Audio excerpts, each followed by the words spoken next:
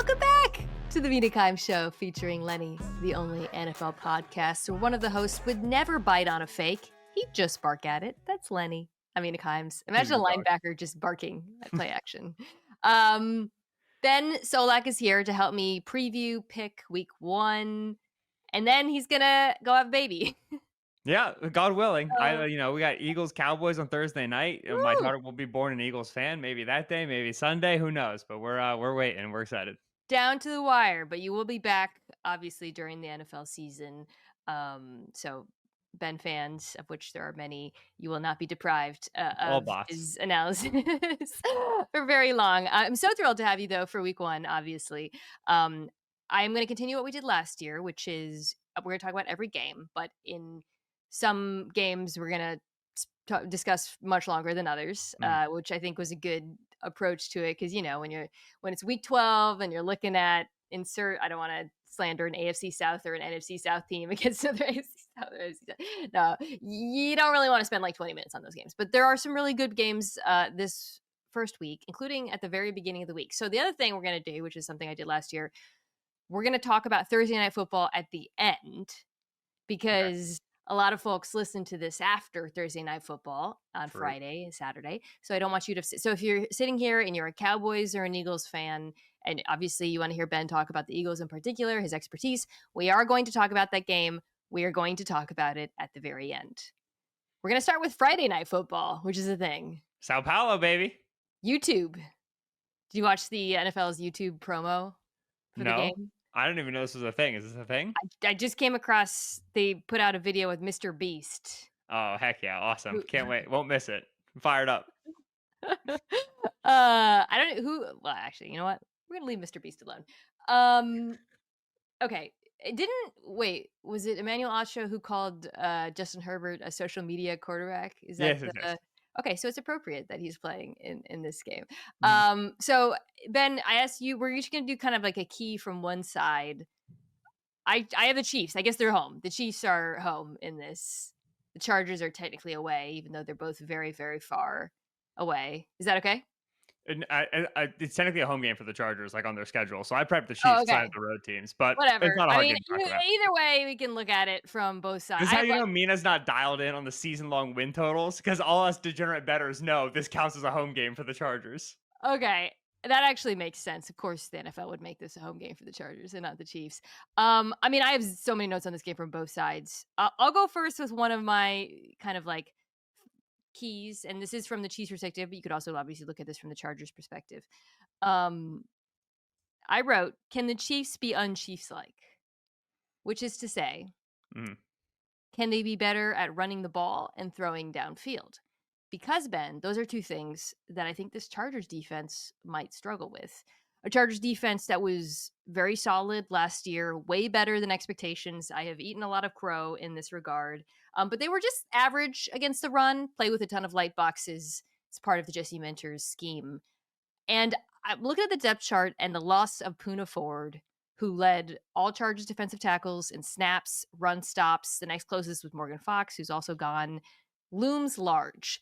This feels like an opportunity for the Chiefs to show the world that Isaiah Pacheco, who looked great in the preseason, is back, that the newly built offensive line is better, that they can run the football. The other thing I wanted to mention too was throwing downfield. I know this is a bit of a broken record when it comes to the Chiefs and their inability to do so now for more than 1 year, but particularly last year.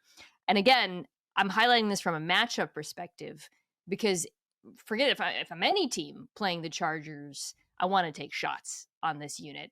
The Chargers defense last year, and I think this year as well, very good at keeping things in front of them, very disciplined, communicate very well. They're great at tackling, but over the top, they can be had. You saw certain teams do that to them. Cincinnati comes to mind, Denver. So, Kansas City keeps saying, we're going to get back to it. I promise. Xavier Worthy, Hollywood Brown, one of them. Just show me in this game that you can connect on some downfield passes. Yeah, this was in the week 4 matchup last year. They had a nice big connection to Xavier Worthy in this game. And it was like, all right, the Xavier Worthy deep ball has arrived. And then next time it showed up was like the Super Bowl. But I think that in garbage time. Yes, the the on the ground part, I think, is really important. Lost in the Chiefs can't be explosive in the passing game discussion is the fact that the Chiefs were dead last year in explosive run rate, right? 7.3%. It's one of the lowest numbers of the last 8 years, the entire Next Gen Stats database. It's hard to never even trip into any 10 plus yard runs, 15 plus yard runs when you're handing the ball off that frequently. Now, a lot of it was the Isaiah Pacheco injury, right? He comes back and isn't nearly as explosive. Kareem Hunt is the backup running back. He's just not going to rip off big gains. Some of it, though, is structural, right? They're a shotgun running team. They don't add a lot of bodies into the running scheme, tight ends and wide receivers. They more so spread it out. And so you're going against a Chargers team that gave up an above average amount of explosive runs last year and a below average number of stuffs behind the line of scrimmage, right? They're a light box team, 4th highest in football. And critically, big offseason loss, friend of the podcast, admired by the podcast, Poona Ford, right? Poona, the boy, the guy who made it work in the middle, now takes his business across town to the Rams. And so the first thing that I would want to be doing as an offense in September facing the Chargers is testing this running game. If you want to continue to play with light boxes and you don't have Ford back there, this defensive tackle room is pretty thin. I want to see if I can just work my way down the field on you in 6 to 8 yard chunks, handing the ball off. And the Chiefs, with a healthy Pacheco, that should be the first test, see if they can do that. Do you think that the Chiefs' rushing attack needs to evolve? You mentioned the shotgun runs, and a lot of it, again, was Pacheco with the injury. This is, by the way, if a running back or any player has a bad season, teams love to tell you he came back too early from the injury. He wasn't himself, right? So we're now hearing and I have to say he did. I know he had 1 carry in the preseason, but it looked good. He looked much more Isaiah Pacheco-like than he did last year. But I do wonder, if the way the Chiefs' offense has been living and dying the last few years, which is just so RPO centric, is something that can continue. Because I'm going to throw out a theory to you. The Chargers defense, I wouldn't call them the Eagles light, but there are some similarities 100%. Schematically, what they're good at. And I think what you saw in the Super Bowl, again, not to make this all about last season, but was that style of offense that I'm alluding to. When you run into a defense that tackles really, really well, that has elite slot play, that keeps things in front of them, it's not enough. And obviously the offensive line got demolished. Do you feel like this isn't they need, Andy Reid needs to evolve the offense to make it more explosive? That's not just about the players. Absolutely 100%. And this has been something that has been difficult to talk our way around over the last couple of years, because with Andy, the book was for the last 2 decades, man, here's this excellent schemer who just can't make it to the Super Bowl. He can't get it done. He finally starts going to Super Bowls and winning them. And what we're supposed to say, yeah, but he actually needs to change some scheme stuff, right? It would feel like the book on Andy, he just can't win. Whatever he isn't doing is the thing we're going to talk about. However, the thing about the scheme is, I remember I when they played the Niners in the Super Bowl, I talked to a lot of their offensive staff about this because they were the only good gun running team in football. It's really hard to be a good gun running team unless you involve your quarterback in the running game. And they were the only team that didn't really go read option, but still had a good gun running game. And it's because they sold out for it, right? Why have the Chiefs spent so much money on the interior offensive line? It's about the gun running game, right? And then you talk about some of the explosive passing numbers and the rushing numbers. It's important to know that to throw as many screens and swings and reverses as the Chiefs do, which was a integral, inescapable, valuable part of their offense last year. One of the only reasons that offense worked without the explosive downfield element was because they could throw the ball behind the line of scrimmage to Xavier Worthy and pick up 12 yards. The only way you get that world is if you commit to living in the shotgun, and our 1st and 10 offense is going to be out of the gun. So they absolutely need to evolve. However, they've created something here that not a lot of offenses have done, and they've sold out for it, and it does have some good to it. So it's a hard argument to have. Yeah, I just think this type of defense is actually just well suited to play it. And that's the funny thing. When we talk about this Vic Fangio inspired defense, talking about them being Eagles light, we always talk about the McVay offense and the Shanahan offense and how it's good against that schematic style. But the one thing that you have to be able to do against this defense is get under center and run them out of it, right? We lost this in the Chiefs discussion last year. Explosive play rate. What's Mahomes doing? Oh, the line. Oh, the receivers. No, the first port of call when they are putting too high on top of you is get under center, hand the ball off, and punish them. And the Chiefs need to find that play, even if it's not actually under center for them, but they need to be able to find that level of physicality in the running game. Hopefully with a healthy Pacheco, they can. That's what was missing first and foremost. Did you have the same thought as I did on the Chiefs, or was there something different? Yeah, my highlighted thing is find explosives, but on the ground, right? That's Of course, the surprise. we both. The loss of Puna Ford is the first thing both of us bring up. Yeah.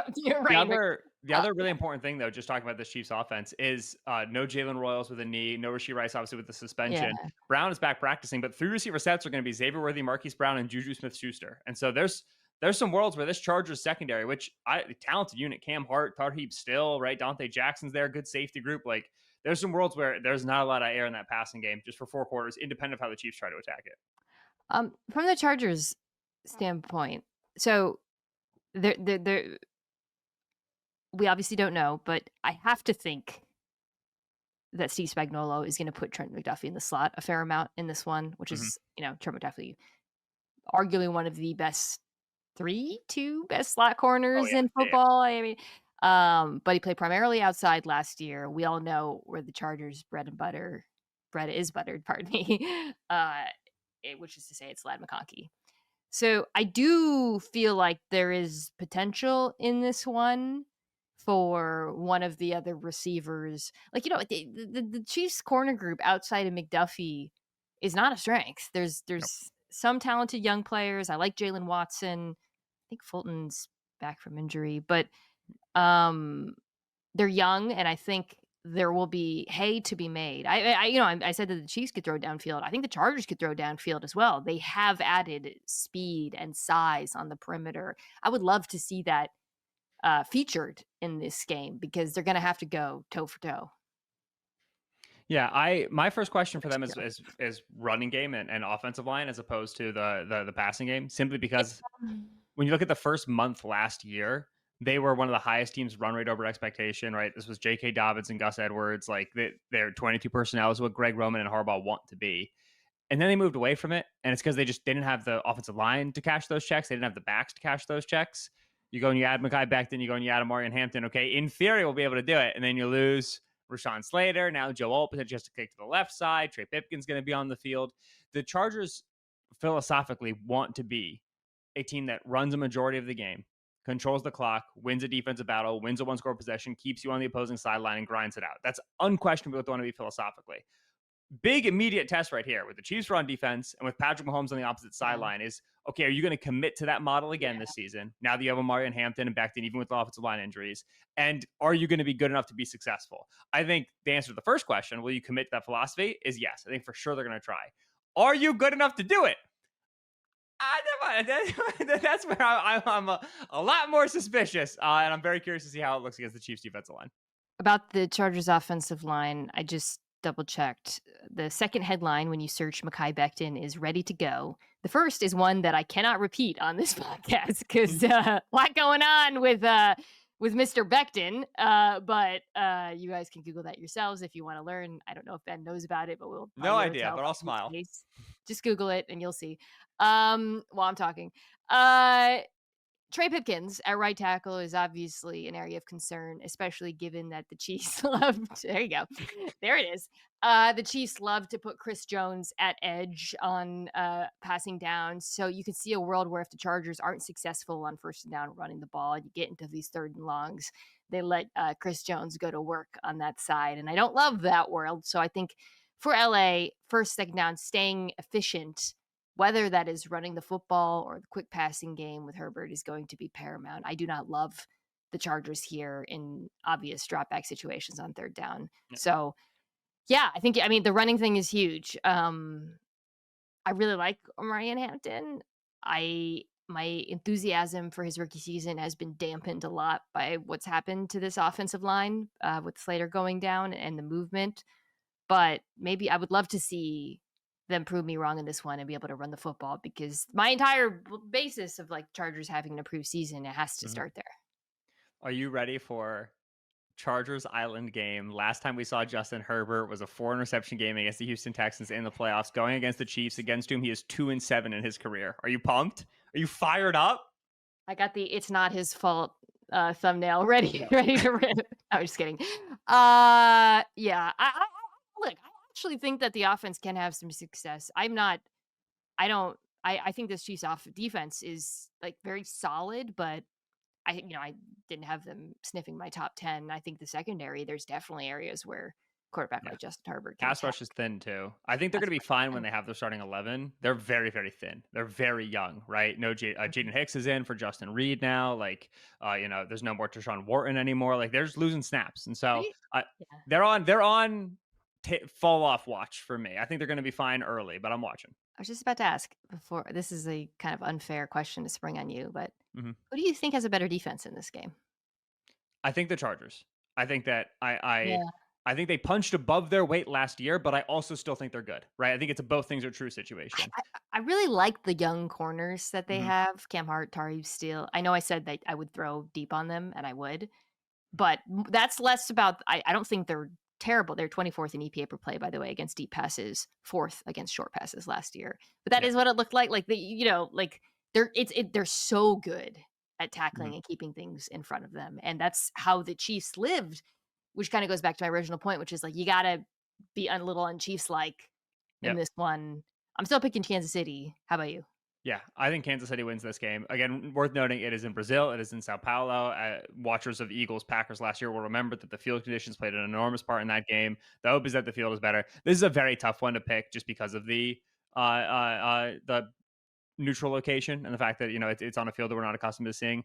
I lean Chiefs. I'm surprised they're as big of a favorite as they are. They're 3.5-point favorites, but Ooh, yeah, I mean it's the Kansas City. The market's always going to like them. it's close, but yeah, I think.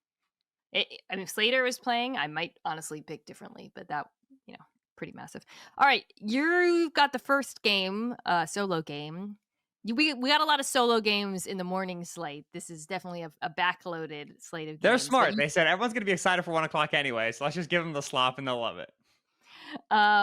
Dolphins Colts, sloppity slop slop slop. Yeah. What this is actually well, I'm gonna say this a million times. This is sneaky interesting to me. They're all sneaky interesting to me. I haven't watched football for months. I'm desperate for anything.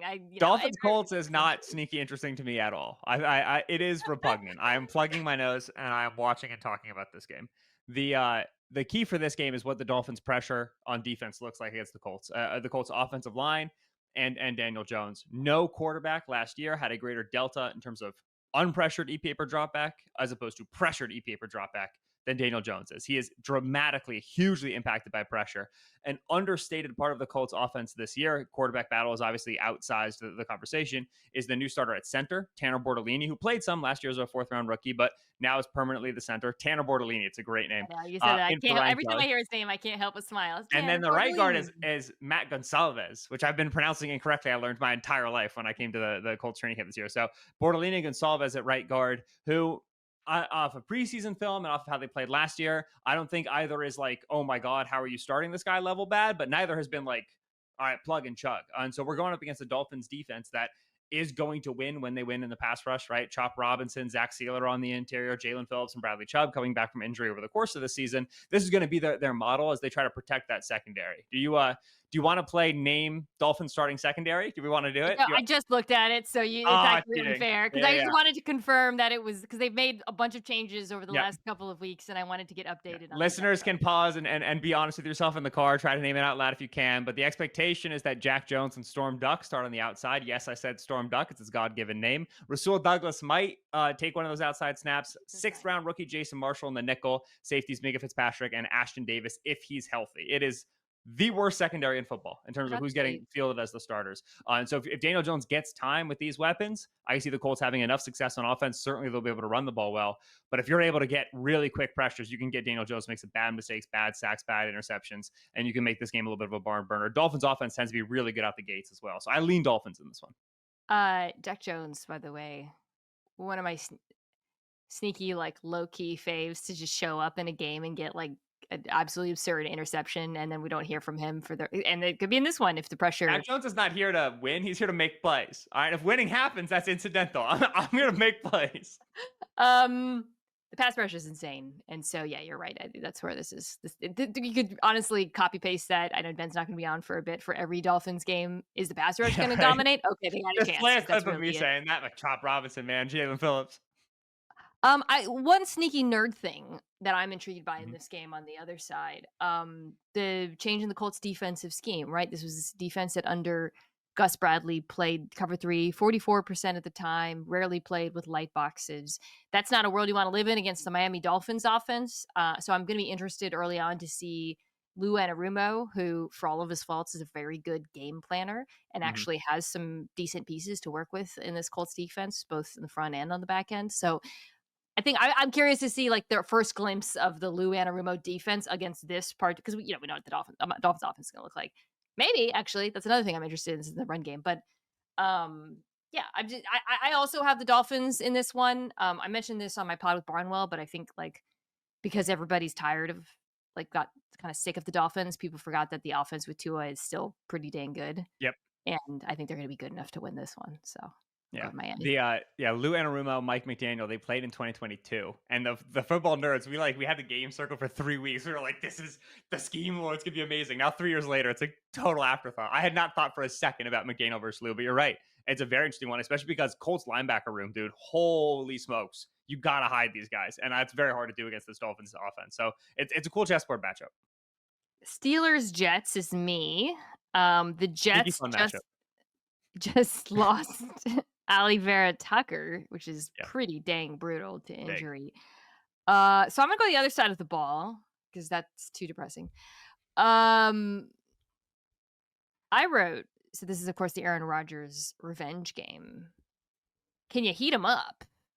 So the Jets know firsthand, well, I know it's a totally different staff, that Aaron Rodgers was like really bad against the blitz last year. And this was something that persisted all season long. He wasn't blitzed like a ton. I think he still had like reputational like blitz fear, but he was awful when he was blitzed last season. 30th in QBR, CPOE, 33rd in yards per attempt. Now they have Aaron Glenn as their head coach. They also have, who of course we know blitz like the second highest rate in football with Detroit. They also have Steve Wilkes as the defensive coordinator. Yeah. And while there's a lot of difference between those two coaches, one thing they have in common is they both love to send pressure. Steve Wilkes, his final season at Carolina, blitzed a great deal. The Panthers had the 8th highest blitz rate in the NFL that year. I just looked up. So, I'm interested in seeing if they send pressure on early downs to Rodgers, because Ben, the answers are for Aaron in those situations, looking at this Jets or probably Steelers offense. And so I think like, you have to play this aggressively because you can't just let him dink and dunk you to death. Yeah. And you have to feel, if you're going to feel good about a Sauce Gardner eliminates their wide receiver one, and then we're able to beat the rest of the pass catchers matchup. If it's not the Steelers, then whom, right? DK Metcalf obviously is a stressful receiver to deal with because of the height, weight, speed, but you know what the menu of routes is going to be. And then the secondary and tertiary pass catchers are really lacking for the Pittsburgh Steelers, I think in a general sense. And then in a sense in which they're going to have to try to get additional bodies into the core of the formation because they're worried about the blitz packages. You're going to want to have a 6th and 7th protector. Then it becomes the Jonnu Smith, Pat Freiermuth, and Darnell Washington game, right? We've all heard the training camp reports. Arthur Smith's playing 0-4 personnel, right? Just like as many tight ends I can get on the field. And you feel very good about, okay, I'm going to blitz to dictate your personnel. I'm going to be able to win my one-on-one matchup with your outside receiver. You have to be perfect now walking down the field while I'm sending constant pressure at you. Eventually, somebody's getting home and hitting the 43-year-old, right? And at that point, we feel like we're going to be ahead of the sticks. Steelers have to be able to run the Jets out of this. Yeah, so that is what I wonder for Pittsburgh. The Jets added Harrison. Yep. Yeah. I always go back between Harrison Smith and Harrison Phillips. From Minnesota. I think that was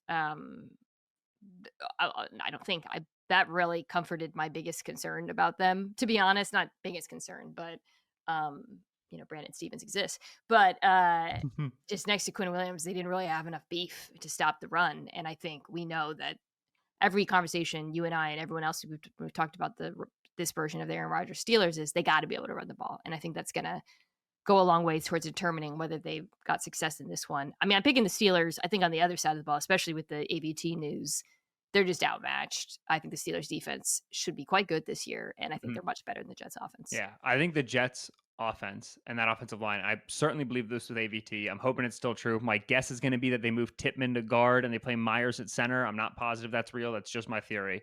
But my belief is that front, right, Fashanu, Mambu, Simpson, like it's got some movement to it with Fields in the backfield. Like I think the Jets are going to be able to run the ball decently well on a surprising number of defenses, have some surprisingly competent offensive games. However, Steelers defensive line, like this is not the week for it, especially when you're right off the AVT injury and you're just now backfilling that spot. I want to be cognizant of some sneaky fun Jets. Breece Hall has 100 yards, Justin Fields has 70 yards, Braylon Allen has 70 yards. We dominate on the ground games. Like I think they will exist. This does not feel like the week for it. I did a very me like take on NFL Live yesterday. This game came out. We were talking about the Jets and like, you know, when coaches are like, we got to carry the ball 40 times. Yeah. I said, if Justin Fields doesn't carry the ball at least 10 times a game, what are we doing here? I don't even want to watch this team. I want to see that man tote the rock. Yep. And under Terrell Austin, their DC there, the Steelers have typically been good enough against mobile quarterbacks, right? Steelers fans right now are screaming out about a couple of Lamar Jackson games. He's Lamar Jackson. He does that. But like they played Jaden Daniels very well last season. Like they know what to do on the chalkboard. So again, there's going to be Fields games. There's going to be Fields games where he has like 80 yards on the ground. Just don't think the matchup is right for this one in week 1.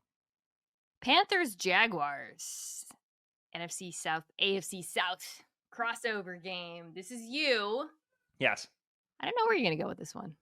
Unironic, sneaky, interesting game to me. I really mean it this time because all 4 of these units, potentially dramatic changes. Jaguars defense moving into Anthony Campanelli. He's coming from the Packers defensive background, right? We know how creative that team was, all the sim pressures, all the drop into zone coverage. They were very aggressive in the preseason, running pressures from depth. They're going to do a lot of different stuff schematically than this Jaguars defense has seen before. Panthers defense reloaded everywhere, right? Get Deshaun Wharton into the building, get Trevon Merrick into the building. We're drafting 2 rookie edge rushers. They need better snaps there. And then on the offensive side of the ball, how does Tet McMillan affect this Bryce Young resurgence? Is that a legitimate thing in 2025? And on the Jaguars offense, which is where my note is, I mean, like everyone's excited about the Liam Cohen edition and the Travis Hunter edition. Jags offensive line versus Panthers defensive line is this game for me because the Panthers are returning Derek Brown. They put the money in Deshaun Wharton's pocket. They have DJ Wanham back from injury. They signed Pat Jones, Nick Scarleton, and Prince Miel and rookie edge rushers. They really, really, really need to be better in the defensive front. There was no team last year giving up more rush yards before contact than the Carolina Panthers were, right? Yeah. Like they just were getting blown off the ball. So that retooled group against the Jaguars offensive line that brought in Robbie Hainsey and brought in Patrick McCarry, right? Drafted Wyatt Milam and has been trying to figure out all offseason, okay, what does our best 5 look like? And how do we want to be able to field these guys? The Buccaneers team last year only worked because the offensive line was so good. So that battle in the trenches is the key one to me. You know that meme, they're having a mid-off? Yeah. That's the battle in the trenches that you're talking about, right? Absolutely. There's exciting things on both of these teams. That's not what we're talking about. We're talking about whether or not either of them can be competent enough. Exactly. In the trenches on the side of the ball. You're talking about the Panthers defensive line, versus the Jags offensive line, so that the other fun stuff can happen that we're actually interested in with these teams. Because if the Jags offensive line isn't good enough against Carolina, you worry.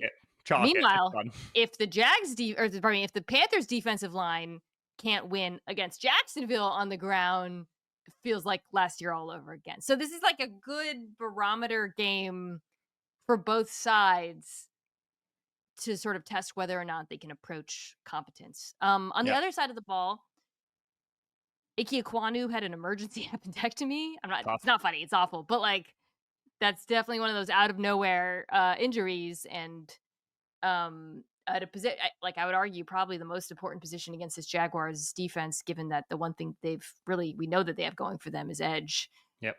Josh Hines-Allen and opposite him is Trevon Walker. So that's not great for Carolina. Yeah. They have to figure Jacksonville out.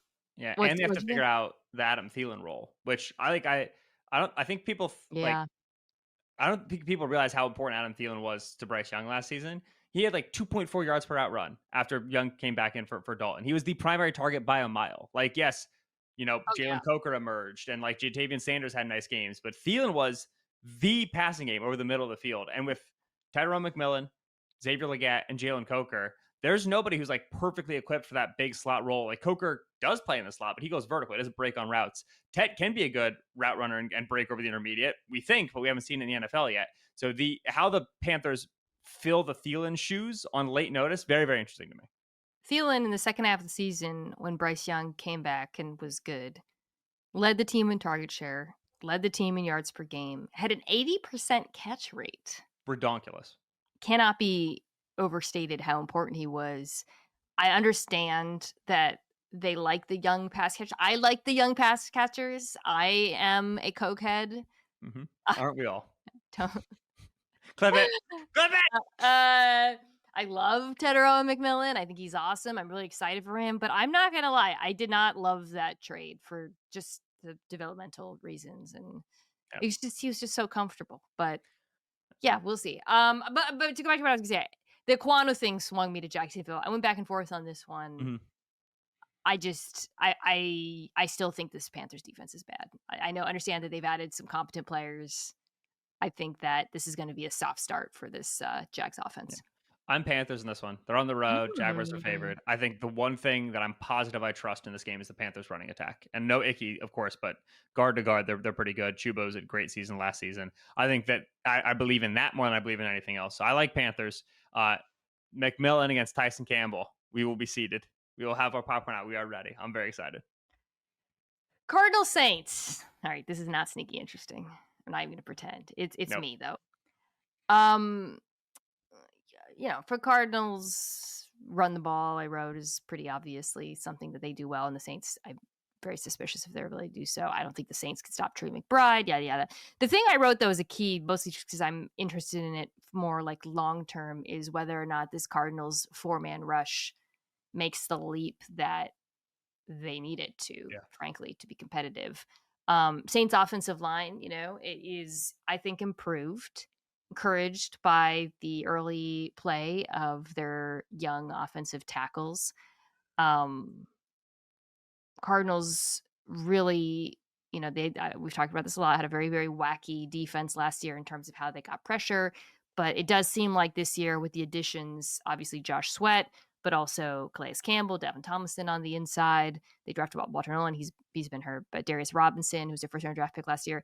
I think they just want to be more normal this year and just win straight up and so they can have bodies and coverage. And I think this is a good litmus test for them. I want to see. I'm also just kind of interested just to see if they do start going more in that direction generally, now that they have real NFL players at all three levels. Yeah, the maturation of the Cardinals from we are a fun team putting young players out there and figuring things out to we are going to compete in an NFC West that is gettable is a big part of year 3 for Monty Ossenfort, year 3 for John Gannon. This is the year where the foundation grows. We actually build on this sucker. We win some games. We make some noise in the postseason.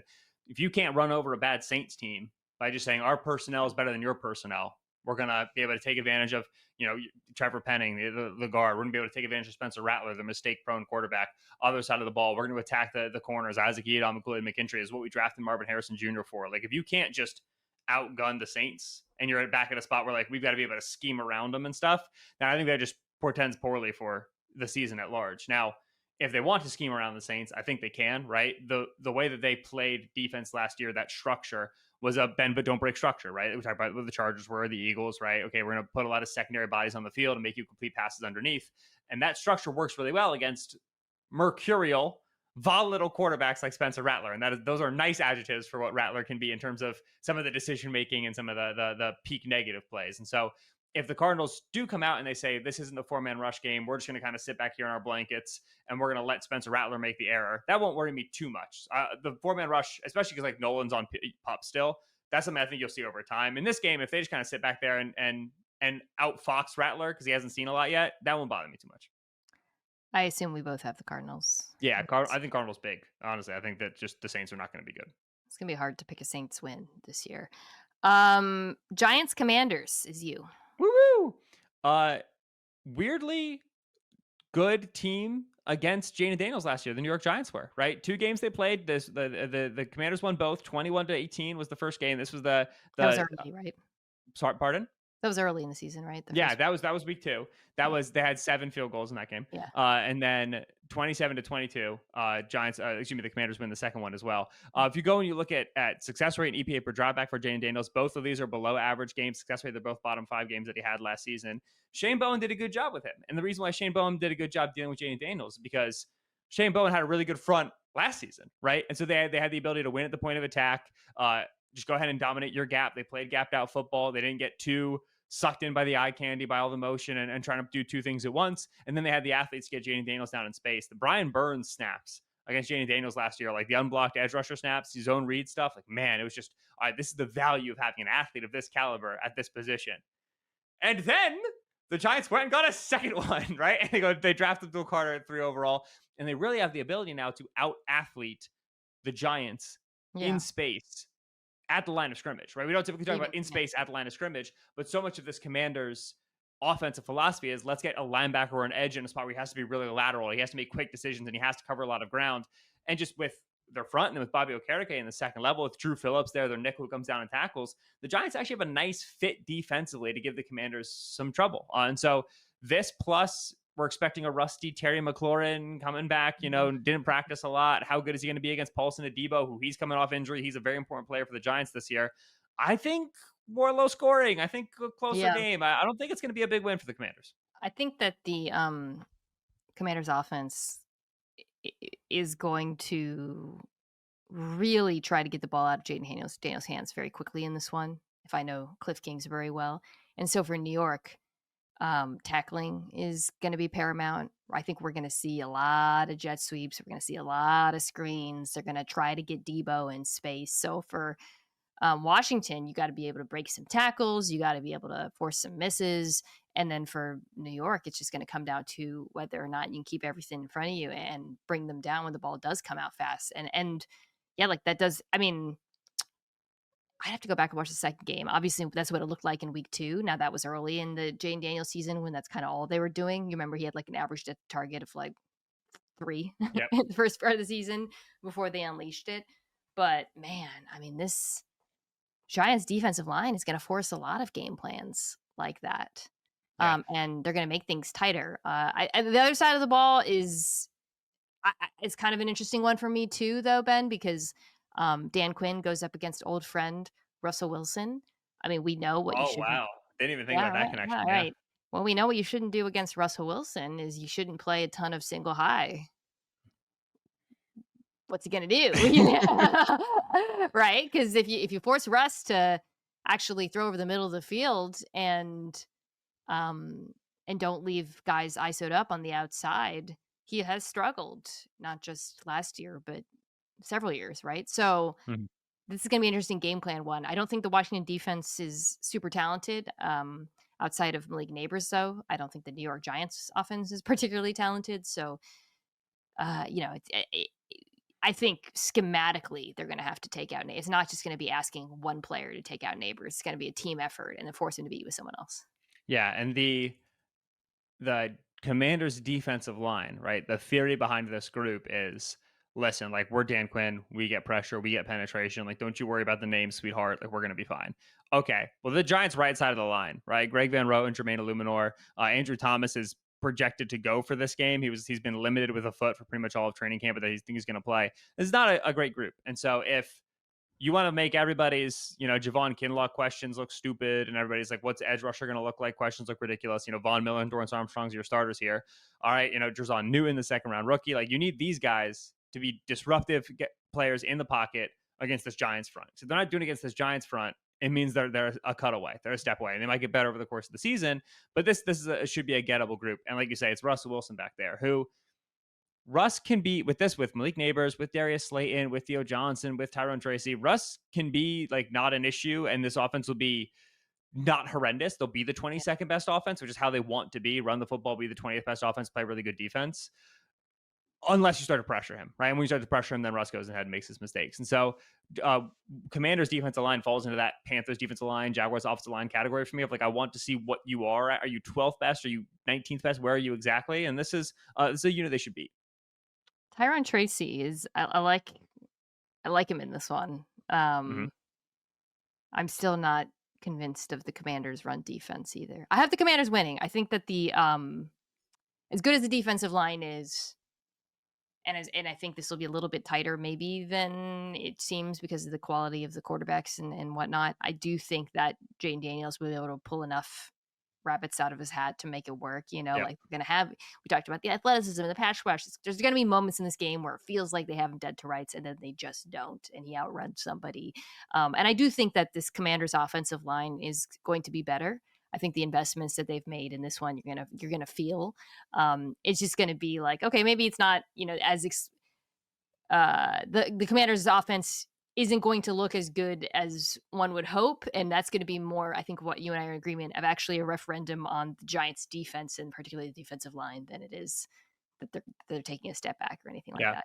I went back and I checked the air yards per target. It was 4.6 air yards against the Giants in the first matchup, 5.7 in the second matchup. Both of them are bottom 5 numbers. It's hard. I don't think this is going to be an explosive Washington game, especially with Terry coming off the hold in. So to me, it's a 6.5 point line. I think the Giants cover it. I think it's going to be close. 6.5. Yeah. Commanders are at home. Yeah. I guess that's fair. Yeah. There'll be little overreactions, perhaps. This might be one of the week 1 overreaction type games. We'll see. We got to have them. You got to overreact to week 1. It's the best feeling in the world. Now I'm curious. I'm looking at these Jane Daniels numbers. Okay. We've got 3 more before the break. Ooh, gotta pick it up. Okay, so I'm next. I've got Bucks Falcons. Great one. This is a good sneaky fun one. We could have done both sides of this one. I mean, I feel like I'm taking the easy pickings here, but like Falcons pass rush, what you got? Specifically, I wrote, can the Falcons create negative plays? Because I think on a down-to-down basis, the Bucs offense is too good, and they're going to be able to run on them, and and Mike Evans is going to eat, and they're going to be able to move the ball.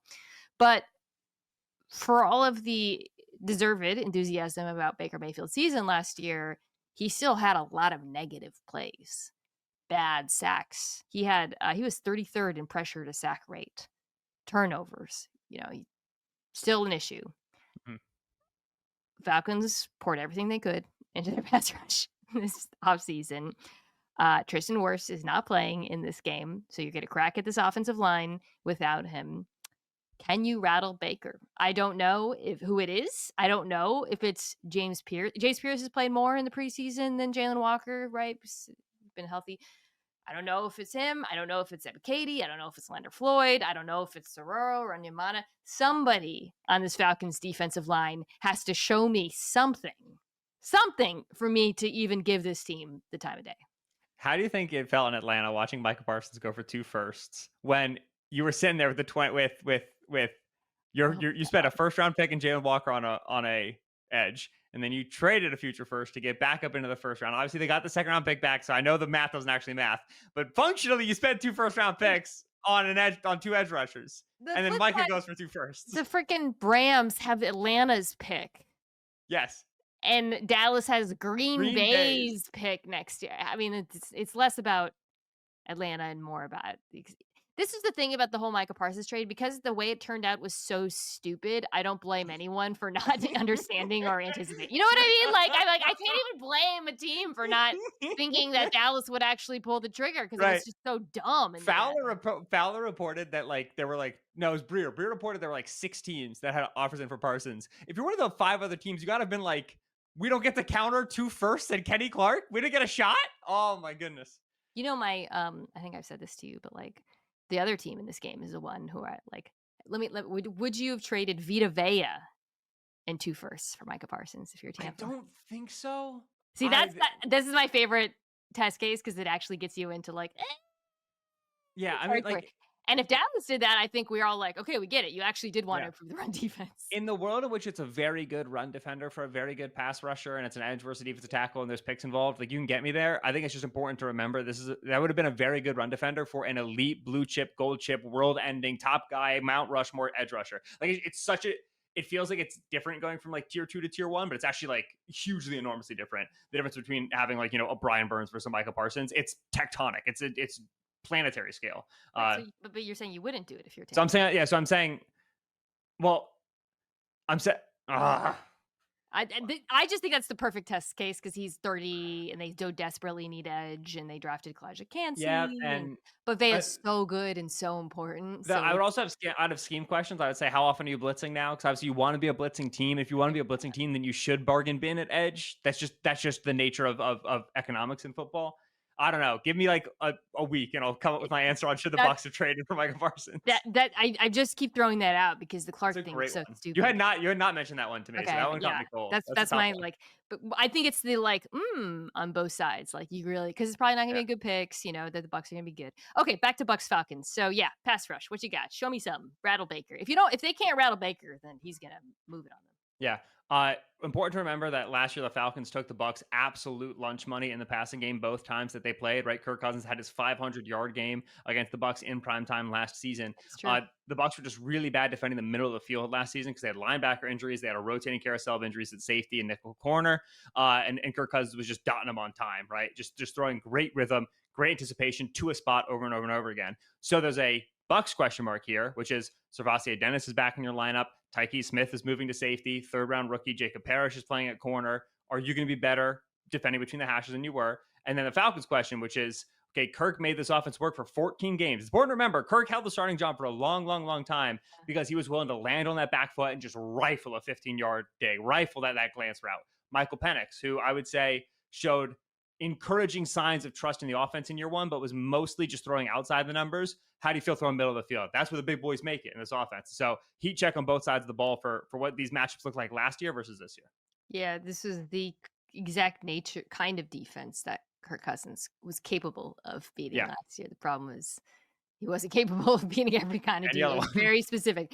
If Penix comes out firing and if the Bucs pass rush isn't improved, I could see this being snug.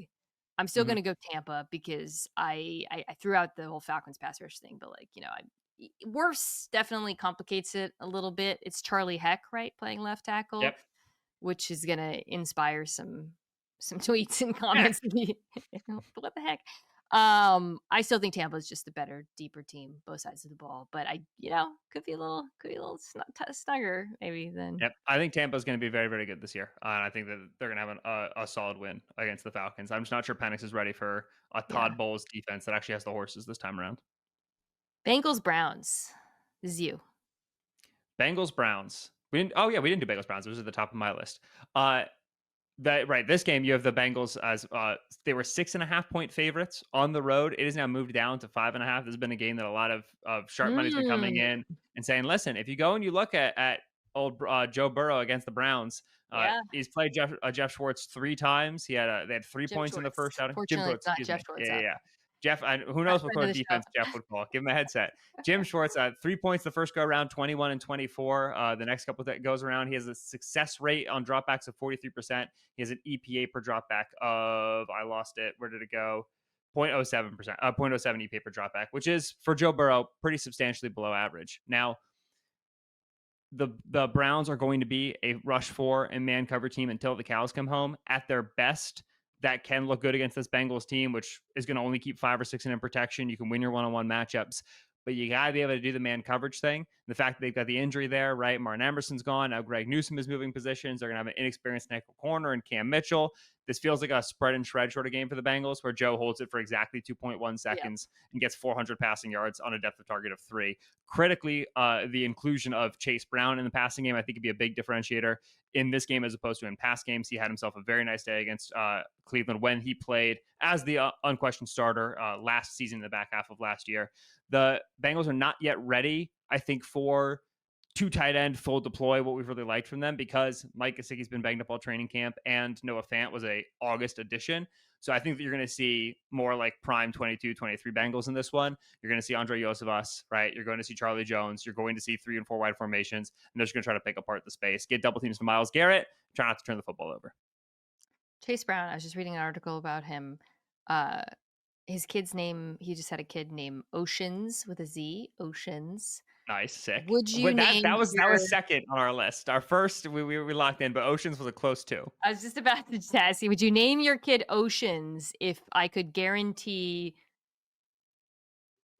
more that the Eagles win more Super Bowls with Jalen Hurts than Tom Brady? I mean, like, I would tomorrow. It's just that the boss who's out there watching kid number one right now would have to stamp the approval. I don't think we're getting that one past her. Really quickly I agree with everything you said about the offense, particularly I think this is going to be a pew pew pew pew pew pew. Yeah, very much a pew-pew game. I'm branding that. That's a great way of You describing did all it. your analysis, and I'm just echoing that by making finger gun noises. The defense, to me, this is a great either full code red panic moment for the Bengals or people overrating the Bengals defensive improvement Right, because yeah. I was like, it's gonna go in. I know that's unfair because it sounds like I'm talking out of both sides of the mouth. But I think like I read a very humorous, it's not on the writer, it's just the quotes. After the Bengals' disastrous primetime preseason performance with their starters against Washington, there were there was a great Paul Dehner, who does a great job covering them for the Bengals, had a piece where all the players were like, well, we didn't prepare for that offense. You know, they were describing like one of their counter runs, and they were like, we didn't plan the one where Shamar Stewart like over he yards the backfield. So I bring that up not to make fun of them, but to say like, you know what the Browns are going to do. This is no mystery with Joe Flacco. I mean, they might mix it up a little bit, but it's going to be a lot like what it was when Joe Flacco in, you know, part 12 for Joe Flacco, but part 1 for Joe Flacco and the Browns during the playoff run. I also think during the preseason game when Flacco actually had a couple of drives, that ball was coming out fast. RPOs, they were trying to get the ball to the tight ends in space. Gonna see a lot of that. So for Cincinnati, this is a good early. It's a great way to start against what I think most people project to be one of the worst offenses in football. They're going to get very heavy, which is going to be interesting to me. I think there's going to be a lot of tight ends on the field. How they match up with that is going to be very telling. Yeah, and it's a big heat check for them on playing in the preseason, right? If you remember, the Bengals have typically been very bad out the gates. Lost to the Browns 24-3 to start the 2023 season. Lost to the Patriots, whatever it was, like 20-16, awful game. Week 1 last year. That Burrow and the offense did a big like, hey, we had no training camp holdouts this time, and we played in the preseason. Like we were going to be ready for September week 1. All right, well, you have a Cleveland team that you are definitely better than. So let's not trip over ourselves when the gates open up, and let's win this game handily. Before the break, one more game. Raiders Patriots. Christian Gonzalez probably isn't playing in this one. Yeah, big injury. Don't love that for New England. And I was already really interested in seeing how the Raiders offense looks week 1 and how New England matches up with them. That side of the ball is more interesting to me, quite frankly, because I think that this Raiders offense, I know I've talked about this a lot. I think they could be sneaky interesting and sneaky good. It's been interesting in the preseason. They came out super vanilla in the first outing. Then in the second one, Chip Kelly kind of opened it up a little bit more, and you got a little bit better look at some of the stuff that they're planning on doing formationally, motion, things like that. But they didn't put the 2 tight ends on the field. And I think that's like a huge fake out. I think we're going to see a lot of Mayer and Bowers on the field together, both of whom are players I like a lot. How does New England match that? So I thought if Gonzalez was playing that they would put him on Bowers. Cool. But he's not. Yeah. So, okay, you did the bit about which team was it we were at? Oh, the Miami DBs. I don't think most people outside of New England are aware that Craig Woodson and Jalen Hawkins are the starting safeties for New England. Yeah, they just like very quietly cut peppers after 53 man. Like weird. Like the Duggar downfall, you know, is just been... So I just don't feel like this is the right offense to not have proven safeties against. I'm just gonna throw that out there. So I wrote, key to this game is just how the hell do the Patriots handle this 2 tight end combo? Yeah. I have no answer for you because the Patriots defensive approach, but they want to be scheme wise, is pretty black boxy to me right now in terms of Terrell Williams comes in from most recently being in Detroit as a defensive line coach, but he was brought in by Vrabel because he knew him back in Tennessee. So is he gonna, as the defensive coordinator, be Aaron Glenn blitz heavy? I mean, like maybe, but I think a little bit more it's going to be what we saw from Vrabel's defenses in Tennessee, but it's important to remember that we saw a couple different Vrabel defenses in Tennessee, the Shane Bowen version, the Dean Pease version, which were related, but looked a little bit different. So I don't know what sliders they want to push just yet as a team. And you talked about the safeties. Like, Keon White is like not listed as a starter for this defense. He's a player who like last year was what is going on in New England? Yeah, and like, don't get me wrong, White was extremely mercurial last season. He had loafs, he had, plays where he was not interested in fulfilling his assignments. He wanted to make splash plays. I get it, but like, I don't even fully understand. Like, I there are a few units where I feel worse predicting the 11 who are going to play than I do right now for the New England Patriots, especially when they have to go base. I was just going to say, part of me thinks that they're going to play a lot of base. Yes, I would bet 100% my guess is, which is like, all right, like where does Anthony Jennings play, right? That was like a Bill Belichick guy, like, big linebacker could play on the outside. Is he a stack player for them? Like, what's Jelani Tavai? I would love. I don't know what this defense is going to do. No idea. Chip just come out slinging it, right? They come out there, multiple tight ends, multiple backs. We drafted Ashton Genty, top 5, and they just go crazy attacking mismatches with the tight ends in the passing game. I'm taking the Raiders. The Gonzalez injury swung me. I went back and forth because on the flip side, I actually think the Patriots offense will have some success. And, I'm not high on the Raiders defense at all. But the Patriots offense is young. I think they're going to look a lot better later in the season than they do in the beginning. And Geno Smith, professional quarterback. Just telling you. I've heard of him.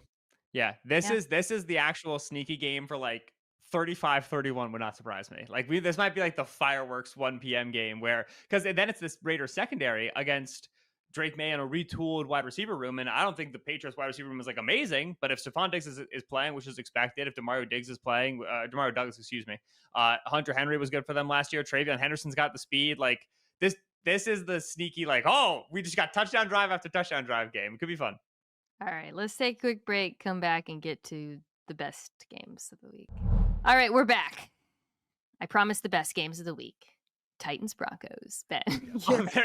There is one more. Yes. How unfair is it that this is Cam Ward's first start? Right. The big question is, can the Titans successfully hand the football off 45 times? Right. That's what you would love to be able to do.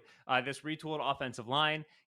You're going up against this Broncos pass rush. Vance Joseph third down blitz packages. This was just the best pressure team in football last season. Okay, you like Calvin Ridley. Do you like him against Pat Surtain? No, you don't like him against Pat Surtain. Who are your secondary options? 4th round rookie Alec Iamaner, veteran Tyler Lockett going against Riley Moss, and 1st round nickel Jody Barron. Like, any drop back is not good. They're gonna have to live with a lot of Chico Conco and a lot of Tony Pollard out of the backfield when they have to throw. So this team's gonna try to run and gonna try to shorten this game and keep this thing close, then play the turnover game on defense. And I think the Titans running game can be pretty good. The bad news is just that the Broncos were also first in EPA per play against design runs and also first in success rate against design runs on defense last season. They add Dre Greenlaw to short linebacker position. They're going to get Talanoa Hufanga in the box. They added Barrett to play the nickel. Like, I think it's going to be a very challenging team to run against. And so if the Titans have any way of keeping this thing fun and funky, this is a too high defense. This is a light box, keep it in front of us defense. They are a very good tackling secondary with Jarvis Brownlee, with Roger McCreary. L'Jarius Sneed is expected to make his well, not debut because he did play a couple games last year, but he was never really good for them last year. He was hurt most of the season. Now he's going to come back 2025, hopefully stronger. So if you get the Broncos offensive last year and you're able to make the tackles out or near the line of scrimmage, there's a way you can make this a field position and a low scoring game. But yeah, for Cam Ward, it's just they cannot get into a drop back situation, which means they cannot fall behind against what's probably going to be a pretty good offense. It feels like a non-starter. I just realized you got out of picking like the last 4 games. Sorry. I never pick. I always forget. And okay, rapid fire. Bucks, Falcons. Bucks. I picked that one. Okay, Bengals, Browns. Easy. Bengals. Okay, this is the one you definitely didn't pick. Raiders, Patriots. Patriots. Okay, so you were on the opposite sides of that one. Okay, I had a feeling we might be. Yeah, I just wrote, can Cam Ward survive? I think, and then I wrote, can you attack any of the non-Surtains? I could see a little Tyler Lockett sneaky old man game against Riley Moss. You can always see a little Tyler Lockett sneaky old man game. You have a vision of that that lives in your heart. I do. You make a good point, by the way, which is the Titans' defense is not as bad as people think they are. And I think, I just don't think they have no pass rush against this. Right, don't ask me about edge rusher out of the Titans defense. I love it. Just pretend there's edge rush doesn't matter. Yeah, the Broncos win this one easily in my mind. Okay. We're going to get to the ones where we're both hitting them, but there's one more. Niners Seahawks I just gave myself. But this is a good game. Like we could I haven't looked up the lines actually. I like to give it a guess. Seahawks at home. In Seattle. Yep. Niners by 1. Niners by 2.5. 2.5. I am on the Seattle Seahawks in this game. Don't like 2.5. Yeah, that is too big. The Niners had to activate Marquez Valdes-Scantling today because they have no healthy receivers. All right, like the Marquez Valdes-Scantling revenge game. Very fast revenge game. Very sudden. Well, to that point, I actually wrote, can the Seahawks replicate what they did in Week 11? Because this Niners offense looks kind of like it did that week. I mean, one would hope for them that Christian McCaffrey is fully himself, and that is, I think, the biggest X factor in all of this. But that was the game. The Seahawks won. The Niners did have McCaffrey in that game, and they didn't have Ayuk, of course, where it felt like this is why you hired Mike Macdonald game, 100%. right? Like the defense. And I was looking back at my notes from that game to try to remember all the things that they did. And McCaffrey actually ran the ball fine. He had a 47% success rate, but they limited him in the passing game with the approach. They had Spoon on him sometimes, which I love. They played a lot of man coverage, which again, I think is something that works well against this, if you can do it against this Niners team. Everybody tackled really well. They also had 15 unblocked pressures. San Francisco only had 3.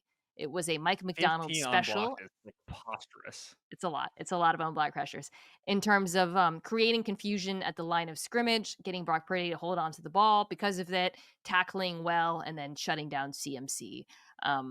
It's not the formula, but I think going into this one on that side of the ball, that's my thought. Is like you have to kind of put together a pretty similar game plan, I think. Again, McCaffrey being peak McCaffrey does change that a little bit because some of those 6-yard catches become 14-yard catch and runs and whatnot. But yeah, I think that I'm interested in seeing if they can do it again. Yeah, you brought up the man coverage. This is what they're really hoping to get from Ricky Pearsall. It's what they got from him at the back end of last season, right? He had a 1.01 yards per route running against zone coverage last year, 2.07 against man coverage. That's where they got him moving at first. And with Ayuk on PUP and probably not going to be very effective this year just in general because of how bad that knee injury was, and no Deebo Samuel, Pearsall's the guy you need to kind of be like the winner, right? You don't want to be in wide receiver 1, Jawan Jennings, wide receiver 2, Ricky Pearsall world. That means you're probably suffering for the passing game. And so big Pearsall one because he's the healthy one, right? Quote unquote. No Jacob Cowing for this game. Obviously, no Ayuk. Jawan Jennings is coming back from calf / I wanted more money, which, to the degree to which the calf hurts, I don't know. But he dealt with calf injuries all last year and he didn't play. And so I don't think the calf is like terrible, but I also don't think it's perfect. And so I expect him to be a little bit rough, a little bit rusty coming back off the bench as well. And then you have Dominic Puny coming back. He's been injured for the last few weeks. Ben Bart's been injured for the last few weeks. In the defensive backfield, right? CJ West missed, or excuse me, on the line, CJ West missed time. Alfred Collins missed time. Michael Williams missed time. Upton Stout, their nickel corner, missed time. Like the Niners are playing more young players, a lot of whom missed a lot of training camp and spring practices than like any other defense in football. And so there's a lot of excitement for the Niners season long. They have such the easy schedule this season. This game in Seattle, very young defense going against a Clint Kubiak offense, which is all eye candy, which is all like misdirection, like Yankee one way, push the other way. I like the way Seattle matches up early in the season. I don't think we're going to see a great Niners team in week 1. I prefer Seattle in this game. You listing all those injuries is making me, I was pretty close. Went back and forth. To be clear, a lot of those guys are expected to play. No, I know. They didn't get a lot of training camp in. Yeah, I might end up taking Seattle. I'm going to take Seattle because this week we get the Kubiak 2-week grace period here. I mentioned a couple weeks ago that this feels, I was already looking to this as a barometer for can the Seahawks run the ball? Did the Niners run defense improved litmus game? Right, yeah. But the Niners run defense might not be as good early on as they end up being later in the season as well. Okay. Lions Packers. Yes. I have the Packers. This game is in Green Bay. I wrote, can you attack the inside of the Lions in offensive line? We know that the Lions have had a lot of change there. It's Christian Mahogany, Graham Glasgow, downgrade at center, Tate Ratledge, rookie guard. The Packers added the best pass rusher in football. Ever heard of him? Or the second best, depending on how you rank him and Myles Garrett. I'm interested in seeing what Jeff Hafley does. It's kind of like in Top Chef when you get like a bonus and you get to go to like the fancy grocery store and add like truffles to your dish or something. Like it's like I feel like I'm sure 2 weeks ago this man didn't know he was going to be given this to work with, and now I mean he must be. And that could mean deploying Micah inside, as we've seen him do in certain spots, not at a great volume, but devastatingly so in Dallas. It could mean lining up him and Gary/Van Ness on the same side and putting one of them. It could mean mugging him up at the line of scrimmage and dropping him out and sowing chaos with an inexperienced front. It could mean sending Edgerrin Cooper through the middle. There's just so many things you can do now with this group of pass rushers. So yeah, I think Detroit's going to go very run heavy in this, and I'm sure we'll talk about that from the Lions standpoint. But from a pressure standpoint, the world just opened up for Green Bay. Having Micah Parsons and having no film on what you're going to do with him yet against a team with 3 new interior offensive line starters is an extremely big deal. And I know there is, I think, some understandable, some deserved consternation about, okay, how much is Parsons going to have his teeth into the playbook? How many plays can be available to him, on the early trade. Micah's a smart cookie. Micah's like football, very smart. And I think that they're going to be able to get a lot of, third down designer stuff ready for this game. I don't think that's going to be too big of an issue too early. Hey, Micah, you're faster and more powerful than everyone. See if you can figure out. And there's like, the play calling and the timing of the blitzes and the stunts and who picks who and how do we adjust, like all that exists. But then there's also the fact that in 2023, when the Cowboys played the Lions, Micah Parsons rushed against Penei Sewell 18 times, got 5 pressures. It's the worst game Penei Sewell has played since his rookie season. Was it 5 pressure games? The most anybody's gotten against him in the last 3 years. Is that Penei's whole shtick is, okay, I'm just a better athlete than you. And there's legitimately one dude in football who says, well, that doesn't work today. And it's the guy now lining up opposite him wearing 0, 1. What's he wearing? Either way, I didn't like 1. it. 1, yeah. Not 0 would have been cool. Yeah. Yeah. So, last year when the Packers played the Lions, and this was true when they played the Vikings as well, but they just could not pressure these pocket passers. They could not consistently get after them on the 1st and 10, the 2nd and 10 dropbacks. The fact that they have Micah now to move Goff off of his spot, right? My note for the Lions was, how do we protect Goff? I brought up Daniel Jones's difference between pressured and unpressured EPA. Goff's is almost as big, 4th biggest in football. Yeah. You got to be able to pressure Goff to beat the Lions. It's that simple. I know, okay, offensive coordinator changed, defensive coordinator changed, there's stuff going on, but the truth, the nut of it is still, can you pressure Jared Goff? And for the Packers last year, the answer was unequivocally no. For the answer this year, especially because they have no tendencies yet on Parsons. Oh, when they put him here, they do this. I really think they're going to get a lot of unblocked pressure, a lot of easy pressure, going to hassle Jared in a newish offense. I'm excited about it. I think Packers defense shines. Nerdy kind of diversion. I wonder, I don't know if this is going to be like a season-long thing but this game, if we see Detroit maybe go back to a little bit more gap runs versus they were primarily outside zone. I think that would, in my mind, when I think about the constitution of this Packers defense, I think that would work better against them. I don't know if they can, if they have the, ability to push guys around on the inside the way that they have in the past. But I would like to, if I was thinking about just Green Bay from a matchup perspective, that's something I would rather see more of. They got to run the ball in this, right? Like, we're talking about pressure and Jared Goff. Like, we're dancing around the dumb football guy basic thing here. They got to run the damn ball. Yeah, and they got to run the ball. And then I also think you want to take your isolation shots, right? A big part of what this offense has been, the slot play and the tight end play. But Nate Hobbs has not practiced yet this week, right? It is Wednesday. He did not practice on Wednesday. He's been banged up for weeks. I don't think we're going to see Hobbs in this game, which means the corner room in Green Bay is thin. And so this is absolutely a run game. But I'm happy to run, and then get to the point where I get McKinney deep middle and I get, a backup corner up against Jameson Williams. Then you got to be able to connect on those passes. But that explosive element shouldn't be abandoned because these corners are eminently gettable on the outside for Green Bay with no Hobbs. So I think that's kind of like the paradox here for Detroit, not paradox, but like even if Nate Hobbs was playing, their receivers are better than the Packers corners. Like as much enthusiasm as I've had about the Packers this week, and I know we were just talking about the pressure, this is not a good cornerback room. That is the glaring weakness. It's kind of an issue across the league, and we're going to get to a couple other teams too. But so Detroit that's their single biggest advantage in this game, right? Their pass catchers against the Green Bay secondary the corners, actually not the secondary. Question is just how do you buy time for Jared to and yeah, that's going to be an interesting challenge for the new play caller. I mean, finding ways it's to mitigate Parsons and the Parsons effect without knowing how he's going to be used, right? Because it's not like they're going to just one thing if like you knew Micah Parsons was just going to rush on one side the entire game and that the Green Bay Packers were going to send for, okay, cool, we're going to boot Jared out, we're going to chip, we're going to do this, but you don't know. So there's like a mystery element to all of this that is going to be really challenging from a matchup perspective.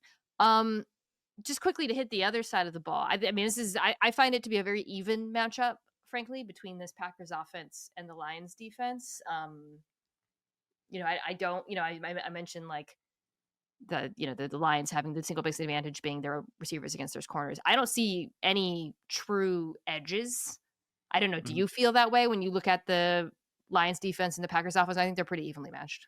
No, I don't. I think that if anything, the thinness of the Lions defensive line, we have to remember no Aleem McNeil in this game. He's not going to be back early. They lost Levi and Wuzurike to injury. They have not added an edge rusher opposite Aiden Hutchinson, so it's going to be Marcus Davenport.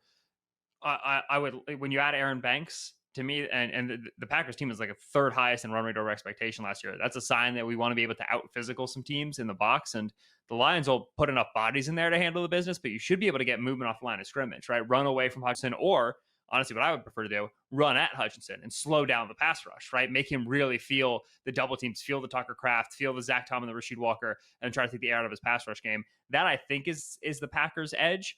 You gotta protect Love from Love's self, right? Because this is a blitz and man coverage heavy team, which means that Love would like to average 39 air yards per attempt. And you got to hide him from his worst demons there a little bit, which means to me, you got to establish the run. Yeah. Love has historically been pretty good against the blitz, right? But week one, because it rips off enormous gains, but there could be bad games in there.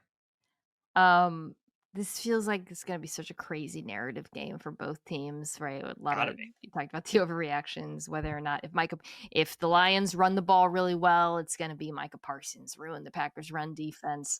If Micah Parsons goes crazy, it's going to be Packers, just unstoppable force. I think both of these are really good football teams, and I think both have different matchup advantages. I have been leaning Green Bay because of the surprise element, even though I know there's some uncertainty about I think he's gonna play a fair amount, and because it's in Green Bay, if it was in Detroit, I'd probably pick Detroit. That's how close this is for me. It's Green Bay. I agree with that. If this was in Detroit, I think it would be Detroit. No Nate Hobbs, probably no Jaden Reed as well. Also did not practice on Wednesday. I will say that they're like, the Packers wide receiver room is always more exciting in theory than it is in practice. And I think right now, if you polled 100 NFL fans, hey, it's Matthew Golden, Dontavian Wicks, and Romeo Doubs. How excited are we? They'd be like, we're thrilled. Fantasy football. Golden's a first-round pick. Dude, there's some worlds where like Dobbs drop, Wicks drop, Golden's not ready, and the Packers lose this because just the wide receiver room isn't like, it's got to be 9 Tucker Kraft targets, which I wouldn't mind because Kraft is sick. But, Kirby Joseph and Brian Branch, that's not where you want to be going after this Lions defense. And so I have my, as I always do, internal issue with the Packers, which is that until I see emphatically that a wide receiver one exists in this team on a week-to-week basis, I will continue to have some doubts against them in top defenses. Matthew Golden, Terrion Arnold, DJ Reed, probably Terrion Arnold gets a fair amount. That's going to be massive. I wonder if they put him in the slot more in this game because... You think? Well, there's no Reed. Yeah. So Wicks, Dobbs, and him, obviously, they're going to be too tight end quite a bit, I think, with Musgrave healthy this season. But I don't know, if you want to go against Amik still, it's Amik Robertson. So it's not even like you're getting a matchup there. Yeah. I like how they hypothetically match up against the perimeter of Green Bay.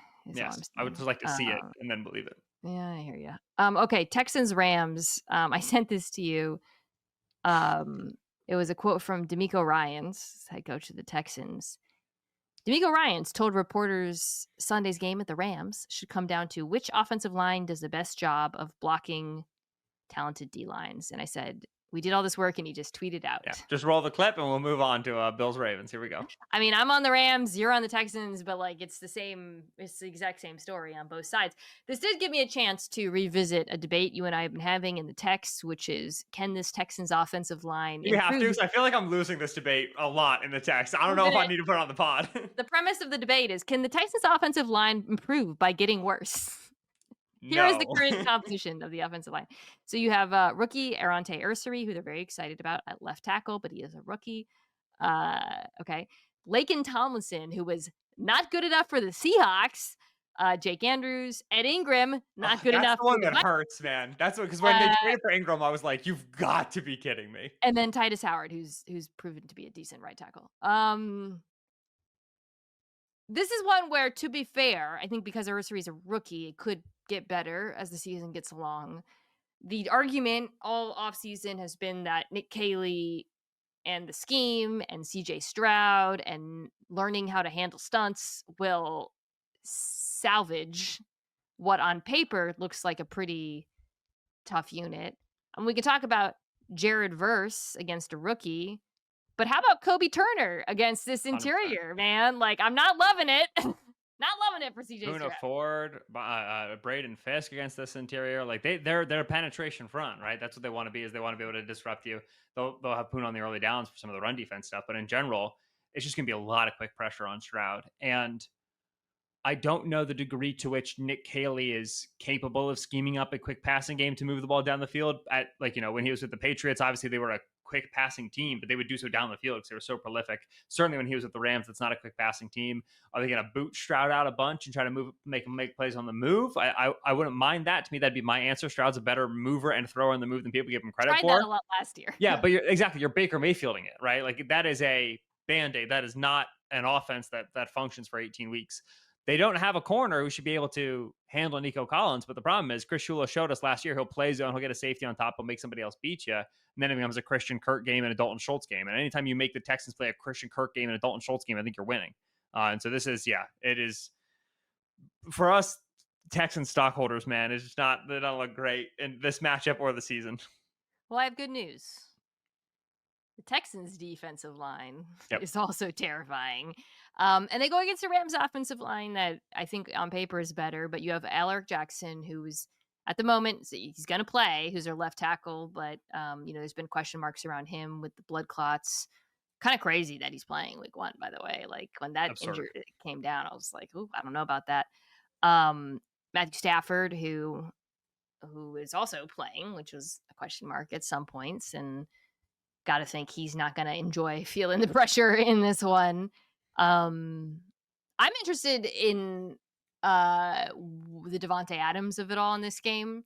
Texans defense, we know, loves to play man coverage. Last year, the Rams were much worse against man coverage because they didn't have anyone outside of Puka who could beat it. Well, now they have Devontae Adams. So, but he's going up against best corner duo, one of the best corner duos in football, right? So I think that's an interesting strength on strength matchup from both sides. Yeah, and they're not going to hide where Kamari Lassiter is. They'll play Stingley on the one side and Lassiter on the other, and so you can go get the matchup if you want. I'm just not sure you want the matchup. Like Kamari's good, legit good. No, for a rookie, for a second corner. No, this is a great season last season. Now Devontae, Kamari is a very aggressive corner and he's a grabby corner, and Devontae can make those guys pay with penalties, make those guys pay with releases, and so that matchup is a big one. I just if you're D'Amico, firstly, has been very good against McVay. Like he was the defensive coordinator in San Francisco for 2 years. He played the Matthew Stafford Rams 4 times. They gave up 24, 10, 14, and 9 points over the course of those 4 games, right? Points per drive of only 1.43, EPA per dropback of negative 0.05. Like D'Amico plays the sort of defense that takes advantage of pocket passers and doesn't give you soft zone coverage to eat up. They're going to play close routes, physical. They're going to knock off your timing, right? They're going to hit you when you come off the line of scrimmage. You're going to motion, okay, we're fast too, and we will hit you while you're on your route stem. This is a tough defense in terms of how McVay wants to play it. Then you have a quarterback, McVay, with a bad back. This uncomfortable reality of football. The Texans are just going to blitz in the first quarter until they hit them. Right, like they're like you feel so comfortable giving up 7 points on the first drive. Even if you're sending 6, do you just want to hit Stafford 3 times? Like, okay, the guy's back hurts and he's 34 years old. We're just going to hit him as early and as often as possible. We're going to make him feel the ground. We're going to make him feel Will Anderson and Danielle Hunter. We're going to get Jalen Petrie to hit him with a runway, with a 10-yard runway. We're going to see how much he wants to play football in the fourth quarter. And so if you look at this Texans defense, how they matched up historically against this sort of offense, and then with their ability to heat up the quarterback, like I am scared, like legitimately scared for Matthew Stafford and what this week 1 game might look like. He's 37, by the way. Goodness gracious. Yeah, I mean, that's part of the reason why I actually ended up picking the Texans in this, because the difference between the Texans and the Rams, or one of the biggest differences, is they both have really good pass rushes. The Rams secondary is still not great. Still a problem. I feel like everyone kind of memory hold this last year, how bad the pass defense was for most of the year, because they played well at the very end. I don't look at the depth chart and think it's fixed. I think that the Texans receivers can win most of those matchups, quite frankly. Question is just kind of whether or not CJ Stroud can survive and get the ball out quickly. Thing I don't love is I don't think the Texans are going to be good at running the ball at all. I guess it's the Nick running Chubb. game question to me is the big one for this game, because Yeah. I think the Texans are not. It's Nick Chubb behind this line. I think that's just bad. If you're the Rams, oh man, it would be so nice to run the football in this game. Oh, it'd be perfect for Stafford. Take advantage of an aggressive defense. Get to the play action pass. Like, it would be delightful. This was the second worst run game by league last year by explosive run rate. This was a bottom 10 game by success rate. Like, they are just too incremental. They don't break enough tackles in the backfield. And it's Houston, man. Like, they are going to get TFLs. Like, yeah. I wish the Rams did more to improve the running game this year. I think it is the number one thing that McVay has overlooked in the Stafford era, is he just got too tunneled on, like, I can always create a 6-yard gain with Puka and with Kupp and with the fast passing game. It's like, dude, sometimes you need to run the ball, and they're just not there. They run it, and they draft backs. A lot of interesting things with the Rams offense. Curious to see whether or not they put 2 tight ends on the field. Terrence Ferguson, Ferg. Yeah, he got some run during the preseason. Looked great. I think they're really excited about him. How he progresses as a blocker, I think, could go a long way towards determining, to your point, like whether or not what the ceiling is for this Rams offense. Yeah, I don't know. The Texans offensive line, we started there, gives me a lot of pause. It's just that's like the team's only weakness. So it is a very bad weakness, potentially. I guess run game is also a weakness, and that kind of factors into that. Are you Rams or Texans in this one before we move on? Rams are a 3.5 point favorite at home. I'm on the Texans spread. I think I'm Texans straight up. Someone's going to have a sack fumble inside the 20. It's going to decide this game, right? It's going to come down to turnovers and field position and kind of who gets the key hit at the key spot. So I think I'm Texans money line. I'm definitely Texans against the spread. I don't know if this is going to be like a game that I enjoy because of the defense and then the battle and the physicality, or a game that I like watch through like fingers over my face because 2 of my dear most beloved quarterbacks are just getting obliterated for 4 quarters.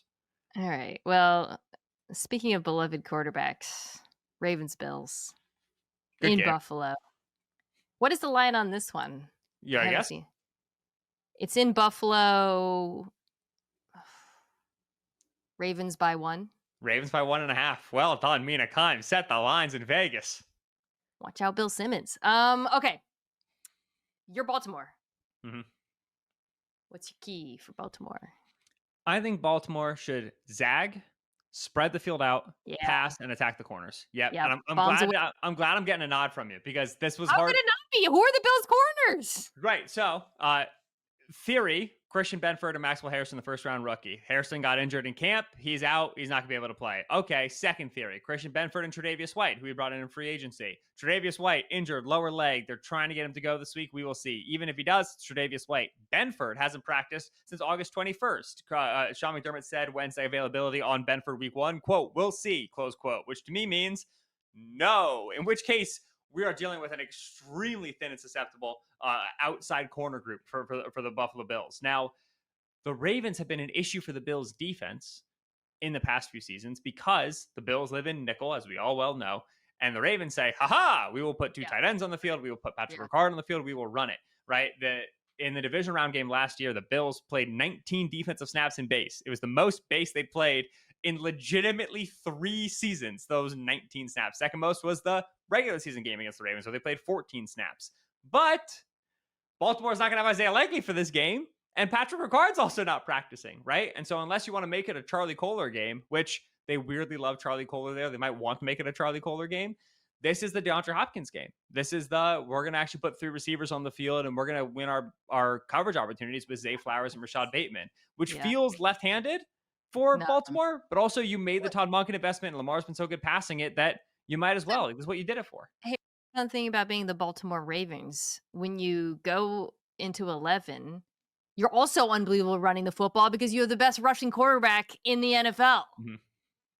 So it's not like going into 11 neutralizes their rushing attack, or when they're like an empty, like Lamar is such a nightmare back there. They don't face a lot of the same issues as, you better look up those run numbers out of empty Ben if that's what you're doing. I know they're really good. Come on now. Yeah, I wrote whoever's not Benford, just go crazy. Flowers, Bateman. But even if Benford, maybe we'll see how he looks. But yeah, I wrote the receivers. I would go absolutely ham in this one on attacking those. And honestly, the safeties too, man. This is not a good safety duo. Like the Bills secondary, last year, I've talked about this, they were incredibly dependent on turnovers and they invested a lot in the defensive line. And there's young players and there's Joey Bosa, and they drafted a guy in the first round, but he got hurt. And I just worry about this Bills secondary. I think that it's very possible, Bills fans, that your defense looks better at the end of the season than it does week 1. I think this is just a very difficult situation for them. Yeah. When you hear them talk about Cole Bishop, second-year safety, who's got to be a starter for them, they're like, well, he's got to figure it out, and we've got to get good with it. And it's just, their back seven is at a point where they're going to play very passive, and they're going to, not necessarily let you rip it all off in 2, 3, or 4 plays, but there's a lot of air in the pass defense in Buffalo right now. And they're trying to solve that problem to a degree in the pass rush, right? With the additions of Joey Bosa, but also with the additions of Larry Ogunjobi, Michael Hoyt, both of whom are not available for this game because of suspensions. And then, your rookie TJ Sanders. Yeah, second round pick, rookie third round pick, Landon Jackson, who are rookies in this week 1, and you just don't think you're going to get a lot of impact from them. And so I don't know, the running from 11 and the running from spread, I agree with you. Baltimore is very good at it. They prefer to go big against the Bills, because the Bills are just so small and so light along the defensive line. But you still should be able to get Henry interior runs from 11. Something you're able to do. It's not your favorite way to do it, but you can do it. The other guy who's very important to them against the Bills is Justice Hill, because they'll get that fast throw out of the back. Out of the backfield against that cover 2, against those soft zones, and they just pick up. They're so efficient on those plays. It's just kind of keeping the train on the tracks. So I think that they're going to continue to look great on offense. I just think stylistically they have to choose to be a little bit different than they typically choose to be against Buffalo, because of who's hurt for them and who's hurt for the other guys. Okay, so I got the Bills side of this. I'm going completely opposite. Pound the dang rock is what I wrote. This Ravens defense, the Ravens secondary is stacked, right? It's week 1. Jerry Alexander's playing, by the way, right? Yeah. And it's hard to find weaknesses in the Ravens defense. Second linebacker, maybe, you're kind of picking nits. Brandon Stevens is gone. He was the guy. But one thing that, I'm as high on the Ravens as anyone. I officially submitted them as my Super Bowl pick to ESPN.com. It's not a brave pick. Everyone, whatever. Really I took the Ravens to make it to the Super Bowl, and when I sent it, I was like, I feel like this is so chalky. And they were like, no, it's fine. And I looked at the picks, I was like, no, this is chalk. I'm very upset. One thing that concerns me a bit is the loss of Michael Pierce. Mm-hmm. Throw this out here. That was for those who don't know, their run stuffing defensive tackle, mountain of a man. Again, last season is last season, but I'm just remembering the Bills just grinding them down on the ground. They had a 55% success rate running the football on Baltimore in the AFC divisional round. They're really able to run it on the Ravens sub packages. When Pierce was on the field, and he wasn't on, they put Travis Jones in nickel looks. You take Pierce off. They had a 70% success rate against the run when he played. I brought this exact loss up when I was talking about who's going to be the best defensive football this year, and Ravens fans were mad at me because they were like, Pierce only played 254 snaps. Like, how's this a big loss? it's the fact that he's so good is why he only played 254. Because they didn't need him on the second down because he was already second in pass. When he was, they only allowed an 11% first down rate on the ground. I mean, for those who don't, I know that sounds like nothing if you don't. Those are insane numbers, like for against the run. Now, when they took him off, they were still good against the run. So it's not like, whoa, Micah Parsons, he's the best. They go to the best of worst. I'm just saying, I don't, if I'm looking at this defense and I'm picking nits and I'm thinking about like what I would do, I might try to run the ball. They did add John Jenkins, the veteran defensive tackle. But Buffalo is very good at running the ball. They're very good at running it between the tackles. So I would lean heavily into the ground game against this team. Yeah, and the linebacker 2 spot with Trenton Simpson is an important spot to test on this Ravens defense as well. Trenton was the starter last year, but eventually just lost the reps to depth players because he was struggling so much. All those depth players are gone. It's Simpson again as the starter, and this is not a huge body, and he doesn't particularly like physicality super much between the tackles. That's how you want to go after him. And a big part of Buffalo's presumed postseason success, right? The Joe Brady change to the offense was, well, we're going to be better running the ball. We're going to be better short, quick passing game so we can play incremental styles and we can eat up a little bit more clock. We can have a little bit more ball possession, not turn the football over. Obviously, didn't get to a Super Bowl, but in the win against Baltimore, a big part of that win was they were able to minimize possessions in that game after they got the early lead, right? Said, okay, now that we have it, let's not give Lamar Jackson 1 extra drive, 2 extra drives to kind of chip his way back. And that ends up being a huge deal because missed 2-point conversion and there's not enough time on the clock to get this thing back. So absolutely got to be a running game. The thing that Baltimore did to Buffalo last year is eventually they said, okay, Kyle Hamilton's in the box. Okay, we're gapped out. Buffalo said, all right, now it's time for our one-on-ones. And it was Brandon Stevens against Keon Coleman. And it was, a growing young player versus a guy who got picked on a lot and so on and so forth. Now it's going to be Jair Alexander. And it's going to be year 2 Keon Coleman. And those, okay, they're clearly giving us a one-on-one pre-snap. We got to throw the ball down the field. We got to punish them out of this look. Mathematically, we have to throw this one-on-one to the outside. That becomes really important now to see what Keon looks like in year 2. Maybe that's a Josh Palmer snap now instead of a Keon snap. Who knows? But that matchup is not Brandon Stevens anymore. And Buffalo got some good juice out of that last year. This year, we'll see what it looks like with Jair. Monday Night Football. Vikings, Bears. Do you want to pick Bills, Ravens? I picked the Ravens in this. I think the Bills win it. I think the Bills win at home in week 1. I do. I think that Buffalo. You think there's just some dumb Lamar, like some dumb Ravens? I think the secondary is extremely concerning, but I also think their ability to beat them in the offensive trenches is difficult to overstate. This offensive line has been together for 2 straight years. Been so healthy. They're so good running the football. James Cook was back. He had practices, so he's actually going to be up to speed. Josh Allen in a big game environment at home. Yeah, I think it's going to be the Bills. Close game though. I think it'll be close. I think that. Going to come down to a 2-point conversion. Well, it's. I think like when we talk about the advantages, which is like the Ravens passing the ball and straying from their identity, and then you've got the Bills leaning into their identity in some ways, grinding it. You can see that working in the Bills' favor. I just think unless Lamar turns over the football, as I was alluding to, I think the Ravens are just more talented than Buffalo. All right, Vikings, Bears. I'll go first. I'm on the home team, Chicago. We will be there for NFL Live. Sick. Game. Yeah. Come say hi. My neck of the woods. Are you going? No, but I'm just Midwest generally. I'll wave at you across the lake. Midwest. Yeah. Okay. So I know last season is last season, but my key for Chicago, as I reorient my legs, I wrote Caleb Williams, play like you did in week 12. Because I thought that was the best game of his entire season. Oh, I forgot that particular Vikings game was so good. Yeah. And I think the way he played and the way they attacked them are things that Ben Johnson is going to lean into. I think they're also just things you have to do against this Brian Flores Vikings defense. So going back and looking at my notes, it was the 3rd worst EPA per play game of the Vikings defensive season. Caleb had a 2.42 second time to throw. He was outstanding against the blitz. He found the holes that open up with those zone blitzes that the Vikings like to throw at quarterbacks. He had 6 scrambles, which is another thing I think you need to do against this defense. They killed them with screens. They had a screen to Moore that popped off for nearly 40 yards. Yeah. And then also got him with crossers, again, into those zone voids. Ben Johnson knows this Vikings defense. He knows them well. And I know they like to mix it. It's not going to be exactly the same as it's been in years past. They're betting that they're going to be improved on the interior of the defensive line. But I think we have seen offenses, quarterbacks attack this Vikings defense in specific ways with success. And I think Caleb has shown that he's capable of, and I think Ben Johnson knows how to do it.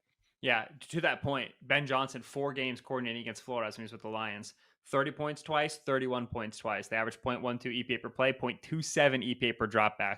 The first question you have to ask whenever an offensive coach is going against Brian Flores is, okay, is this guy going to get his lunch money taken by Flores, right? Is Flores going to be able to out-scheme this dude, out-blitz him, knows the protection rules, going to be able to just beat him before the ball snapped? With Ben, it's an emphatic no. Like, Ben has had Flores' number. Now, that was with Goff.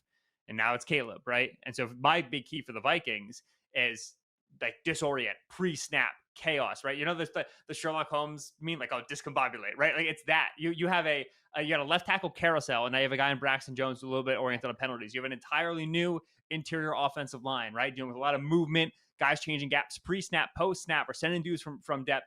And then you have Caleb, who's going to be trying to make long play calls, a lot of reads, get the line of scrimmage. They're going to have to can calls like that. Ben Johnson has the whole offense on Caleb's plate right now. So if I'm Flores, I am showing you everything pre-snap. I'm giving you complete and total chaos with matchups, who's lined up where, who's spinning where. I'm going to try to make you make a lot of procedural errors. I'm going to try to get the cheap interceptions, the cheap sacks, the unblocked pressures, the bad penalties, because I think that, yeah, Caleb has the talent to make throws in the windows that are afforded by this chaotic defense. When you move guys around like this, there's going to be space, and you can get the ball out fast enough. You know, like, left tackle is going to be an issue, but like you said, Caleb got the ball out quickly in week 12. And so you have to be able to make the Bears make the young team errors, especially with a critical loss. No Cam Bynum anymore for the Minnesota Vikings. He was the deep middle safety, highly productive on the football because he had the range and he had the recognition. That's Theo Jackson now, a very inexperienced player. They're excited about him. They love him, but an inexperienced player. And so you're not going to be able to get the deep middle plays that you used to, right? Some of the pass breakups, the interceptions.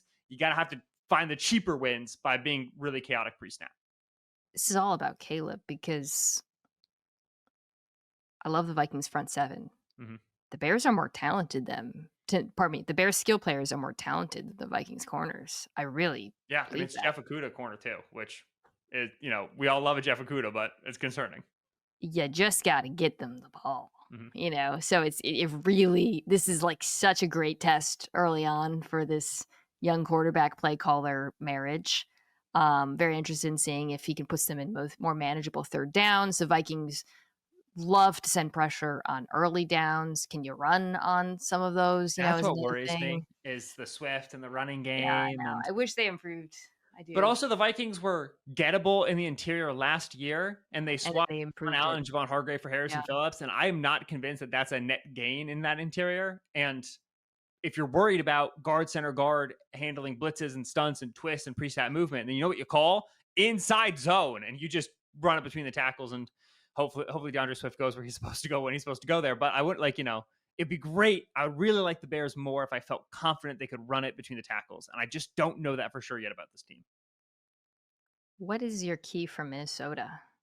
Yeah, so that, like, the discombobulate, the disorient, right? I said, if you're going to win defensively, offensively, notes-wise, thinking about what Dennis Allen is going to be on defense. Well, okay, yeah.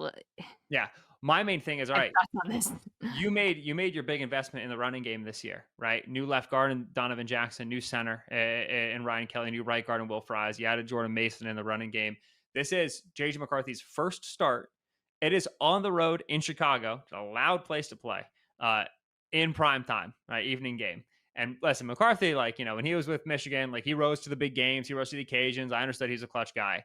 This is a big ask, right? You go over the last 10 years, quarterbacks in their first start have won their first game 30% of the time. Even if you look at just first-round quarterbacks, it's less than 30% of the time.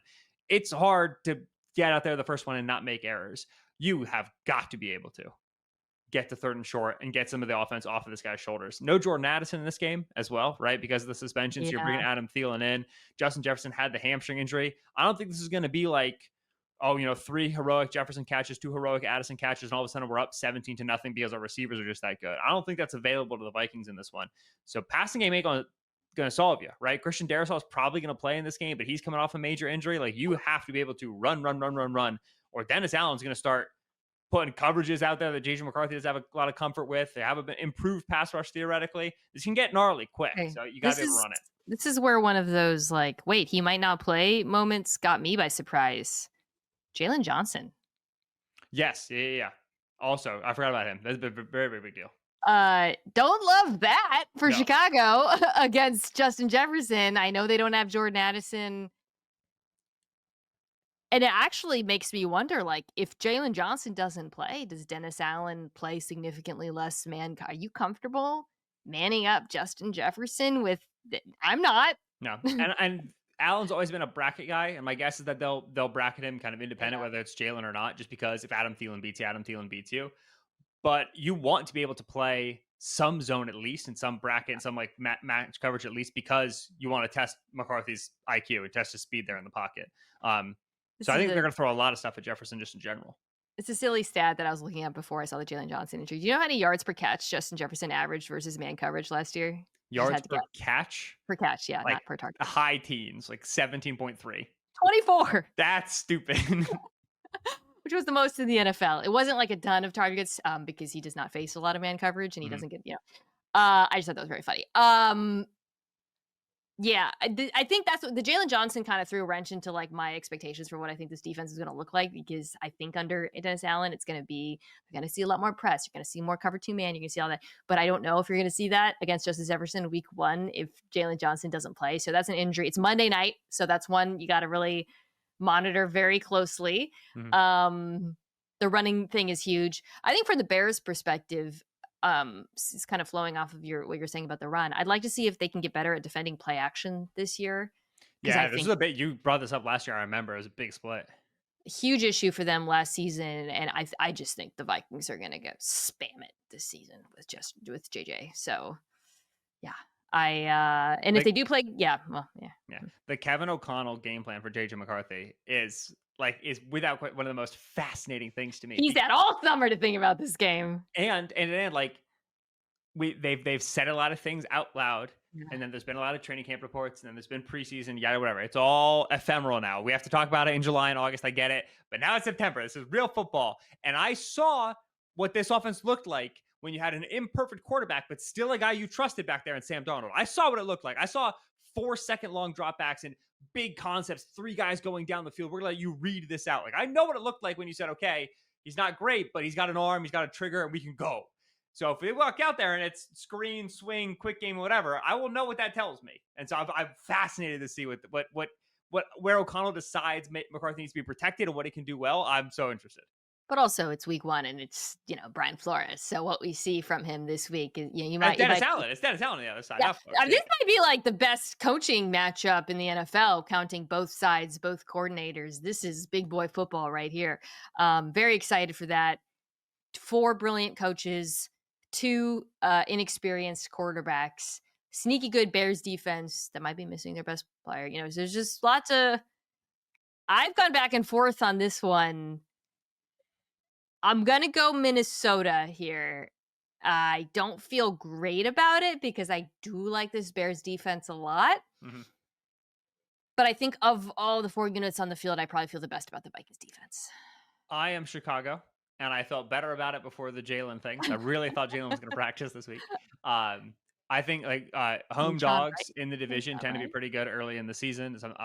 And Chicago's in a spot where I think that Johnson's familiarity with Flores is a huge difference maker in this game. I just think that it's not that he's got Flores' numbers. It's not that simple, but he knows the pressure points to hit in terms of how to make the middle of the field windows open up, how to negate some of the blitz stuff by getting the ball out quick. I'm confident in Johnson's ability to scheme it up, and then I think Caleb's going to be good enough that the Bears get it done at home. So I like Chicago. All right, Thursday night football. Cowboys. Oh, I forgot we still didn't have this game. Oh my God. You might have already seen it by the time you're listening to it. That's why we're doing it at the end. I have been doing an Eagles show every other week. Go Birds. All Philly with Bo Wolf, EJ Smith. Love Bo. Love EJ, but love Bo. So I'm like more locked into the Eagles than usual this year. The Eagles CB2 battle has been like, I am dialed in. So I suspect we're going to talk about that when you talk about Dallas. So why don't you go first? Because it's so the obvious thing with, not to but like it is very much like it's I really mean, the I have two Cowboys' notes. best shot of making this competitive. I have two notes, which the first is let's see that improved run defense. All right. 30th in success rate last year against design runs, 32nd EP per run. Address how Jerry Jones could not have timed it any worse to be like, we had to trade Micah Parsons to improve the run. Did he forget they were playing Philadelphia week 1? Right. And also, like, did you just discover run defense? Did you just hear about it? Like, he said it 42 times in the presser. Like, what, during week 14 last year, we couldn't figure this out? Anyway, so Kenny Clark is there now. In the first game against Saquon, they were actually pretty decent. He had 14 carries for 66 yards. Also, they lost that game 34-6. They had turnovers and whatever. Second game, 31 carries for 167 yards. Not as good. But you are an improved interior defensive front with Kenny Clark, Osa Digizua. And you're getting an Eagles front that has Tyler Steen in for Mekhi Becton, and Landon Dickerson, who's going to play in this game, has been banged up, and meniscus issues, probably not going to be 100%. So there are some worlds where it's better on the interior than it's been previously. You can get the Eagles to a couple more third down dropbacks. Then you're in the world where Trevon Diggs is also playing in this game, despite him having a big injury, and it's A.J. Brown. It's like, okay, I don't know how much a better run defense will help, but it certainly will put more on Jalen Hurts' plate, more on the pass directions plate. That's where you want to be as a defense. So, okay, that's the plan on that side of the ball. And then offensively, this side is a very, very big deal. CeeDee Lamb has not had a good running mate in quite some time, right? Yeah. The last 3 second leading receivers for CeeDee Lamb have been Jake Ferguson, Dalton Schultz, and then last season it was Jalen Tolbert, I want to say. And so we just have not seen good secondary options to punish those teams who double or get safeties on top of CeeDee Lamb, or who punish the corner too when the Cowboys want to go the other direction. Enter George Pickens. Is unquestionably the best running mate Lamb has had since 2021 Gallup before the injury. That against the Eagles corner too. Quinion Mitchell's going to be playing on one side, and they experimented with traveling Mitchell in camp, so he might move around a little bit. Even if Lamb goes into the slot, it's Cooper DeJean. It's going to be one side of the formation. On the other side, it's going to be either Adoree Jackson, the leading vet right now, Keely Ringo or Jacorian Bennett up against George Pickens. And you're going to have to throw your way into this game if you're Dallas. You're not going to be able to run it well against this Eagles front. Like, you just don't have a good rushing attack. You don't have a good back. It's got to be a George game. It's got to be that 5-target, 94-yard and a touchdown George game that we all know he's very capable of. That's where you're going to be able to stay in this if you're Dallas. Yeah.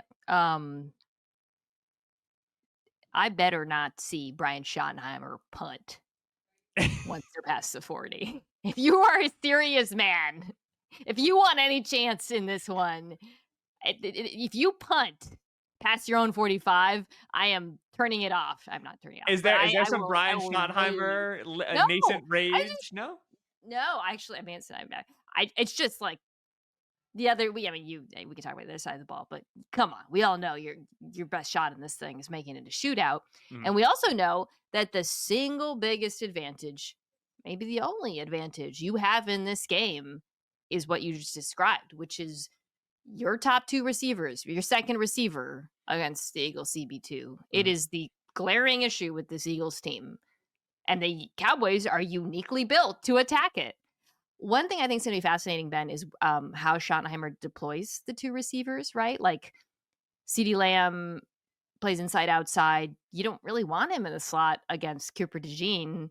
I wonder if we're going to just see them, on opposite sides. You talked about traveling Mitchell. They have to figure out how to avoid DeJean as much as possible. I would also play fast, making them communicate, putting them, this is all about George Pickens for me, as your point. So yeah, that's their best chance of making this competitive starts with that. I mean, because that was the premise of the entire trade for Pickens, right? Like, CeeDee Lamb and him are both like top 5-7 receivers against man coverage, single high, like, it's a math problem for very few defenses in the NFL have the secondaries to keep up with these guys. Yeah. And Dak in a Schottenheimer offense, which the Schottenheimer passing game is a very vertical passing game, and will take advantage of your one-on-ones, and certainly would like to establish the threat of the run first. I'm not sure how much the Cowboys are going to be able to do that this year, but the idea that Schottenheimer is going to like run 60% of the time, he was that when he was with Pete and with Russ, because that's what they were. Like, he's going to want to throw the football. There's, you put Devontae Turpin on the field, you put Jalen Tolbert on the field, you start running those safeties off, right? It's going to be Reed Blankenship, who's not the fastest dude, deep middle. Sidney Brown is a box player. Drew Makuba is a second-round rookie. So start running those safeties off with Tolbert and Turpin, put speed on them, and then we'll just take our Pickens one-on-ones. Listen, like, there's enough worlds where that puts points up, late and it keeps the game close in the fourth quarter. Like, I don't think this is like, barn burner Eagles are so many weight classes above Dallas that like there's just no shot here. There's enough worlds. I mean, on the other side of the ball, I know, like I get kind of lost in the defensive line talk. All the run defense talk is how many problems Dallas has in the back end. It's a very bad linebacker group right now, in my opinion. Yeah. Trevon Diggs is back, but he hasn't played all summer. I guess Deron Bland maybe plays nickel more in this one. We'll see. But the other corner, whether it's the nickel if he doesn't play or vice versa. Talk about the Eagles issue. I mean, huge glaring issues in this Dallas secondary. That's what kind of makes this a little bit interesting, I think, for Philadelphia too, is like before the trade, I would have said, oh, obviously you do the best thing you can to neutralize Micah Parsons, which is to run the ball. Mm-hmm. I actually think they might throw it more now because of the lack of pressure and also their ability. I mean, they just match up so well with the Cowboys secondary. It's not because the Cowboys suddenly have a dominant run defense. It's because, well, okay, our quarterback's probably going to have time back there now, right? Yeah. So, and it's an Eberflus defense, which will be a lot of cover 2, and it'll be soft zones, and they'll try to get the safety on top of AJ and not let you throw the 9 ball. So Jalen does so well, right? So that 9 ball. So I honestly think it's going to be a big Saquon catching the ball in the check down underneath game. I think it's going to be a big Dallas Goedert catching the ball underneath in the check down game, and then just take that free yardage. And this is where Jalen improved so much last season, right? We forget. I was looking at these numbers for something else, but Jalen threw 15 picks in 2023. Like, he was too willing to throw into coverage. He threw a pick in his first Cowboys game last year into Trayvon Diggs late into the end zone, right? Against an Eberflus defense where you just have this level of talent, right? Your secondary, your third and fourth pass catchers are Dallas Goedert and Saquon Barkley.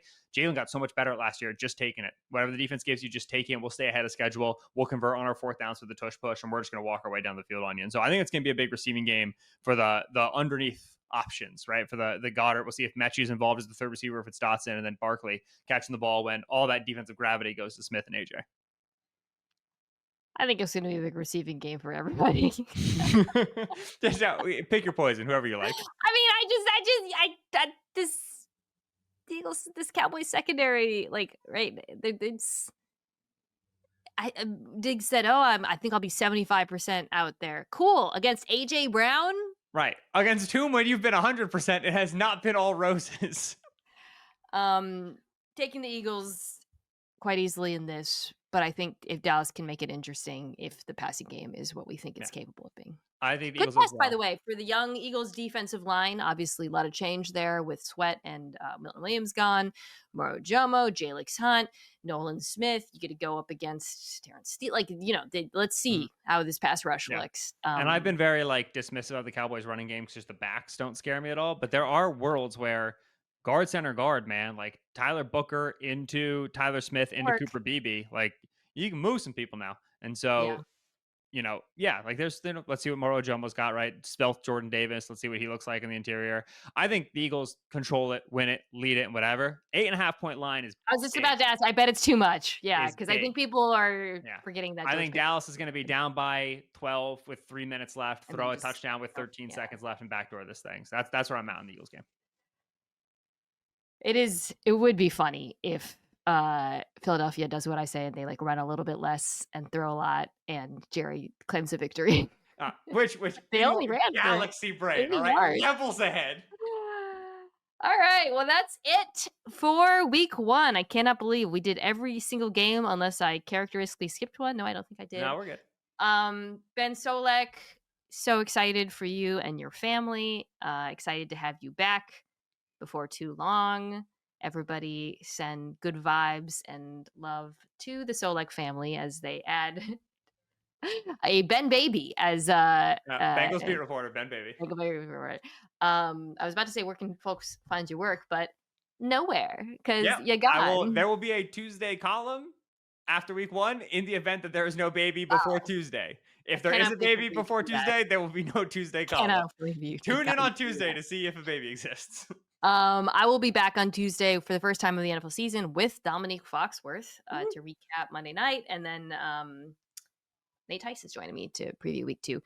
Nice. You can check out my other podcast, Viewer Discretion, with David Dens Jr., where we are recapping Alien. Some real banger episodes of Alien, so I'm excited to talk about. Is there an Alien TV show now? It's so good. Oh, cool. It's so good. I don't know if you like scary. It's like scary, but I've seen none of the movies and I don't even understand the premise, but I'm thrilled for the television show. That's about right. Thank you, as always, to everybody at Omaha Productions, Kirsten Sebecki, Anthony Jimenez, Owen Saylor, Jack Foster, Tucker Tashin, and I will see you guys next week.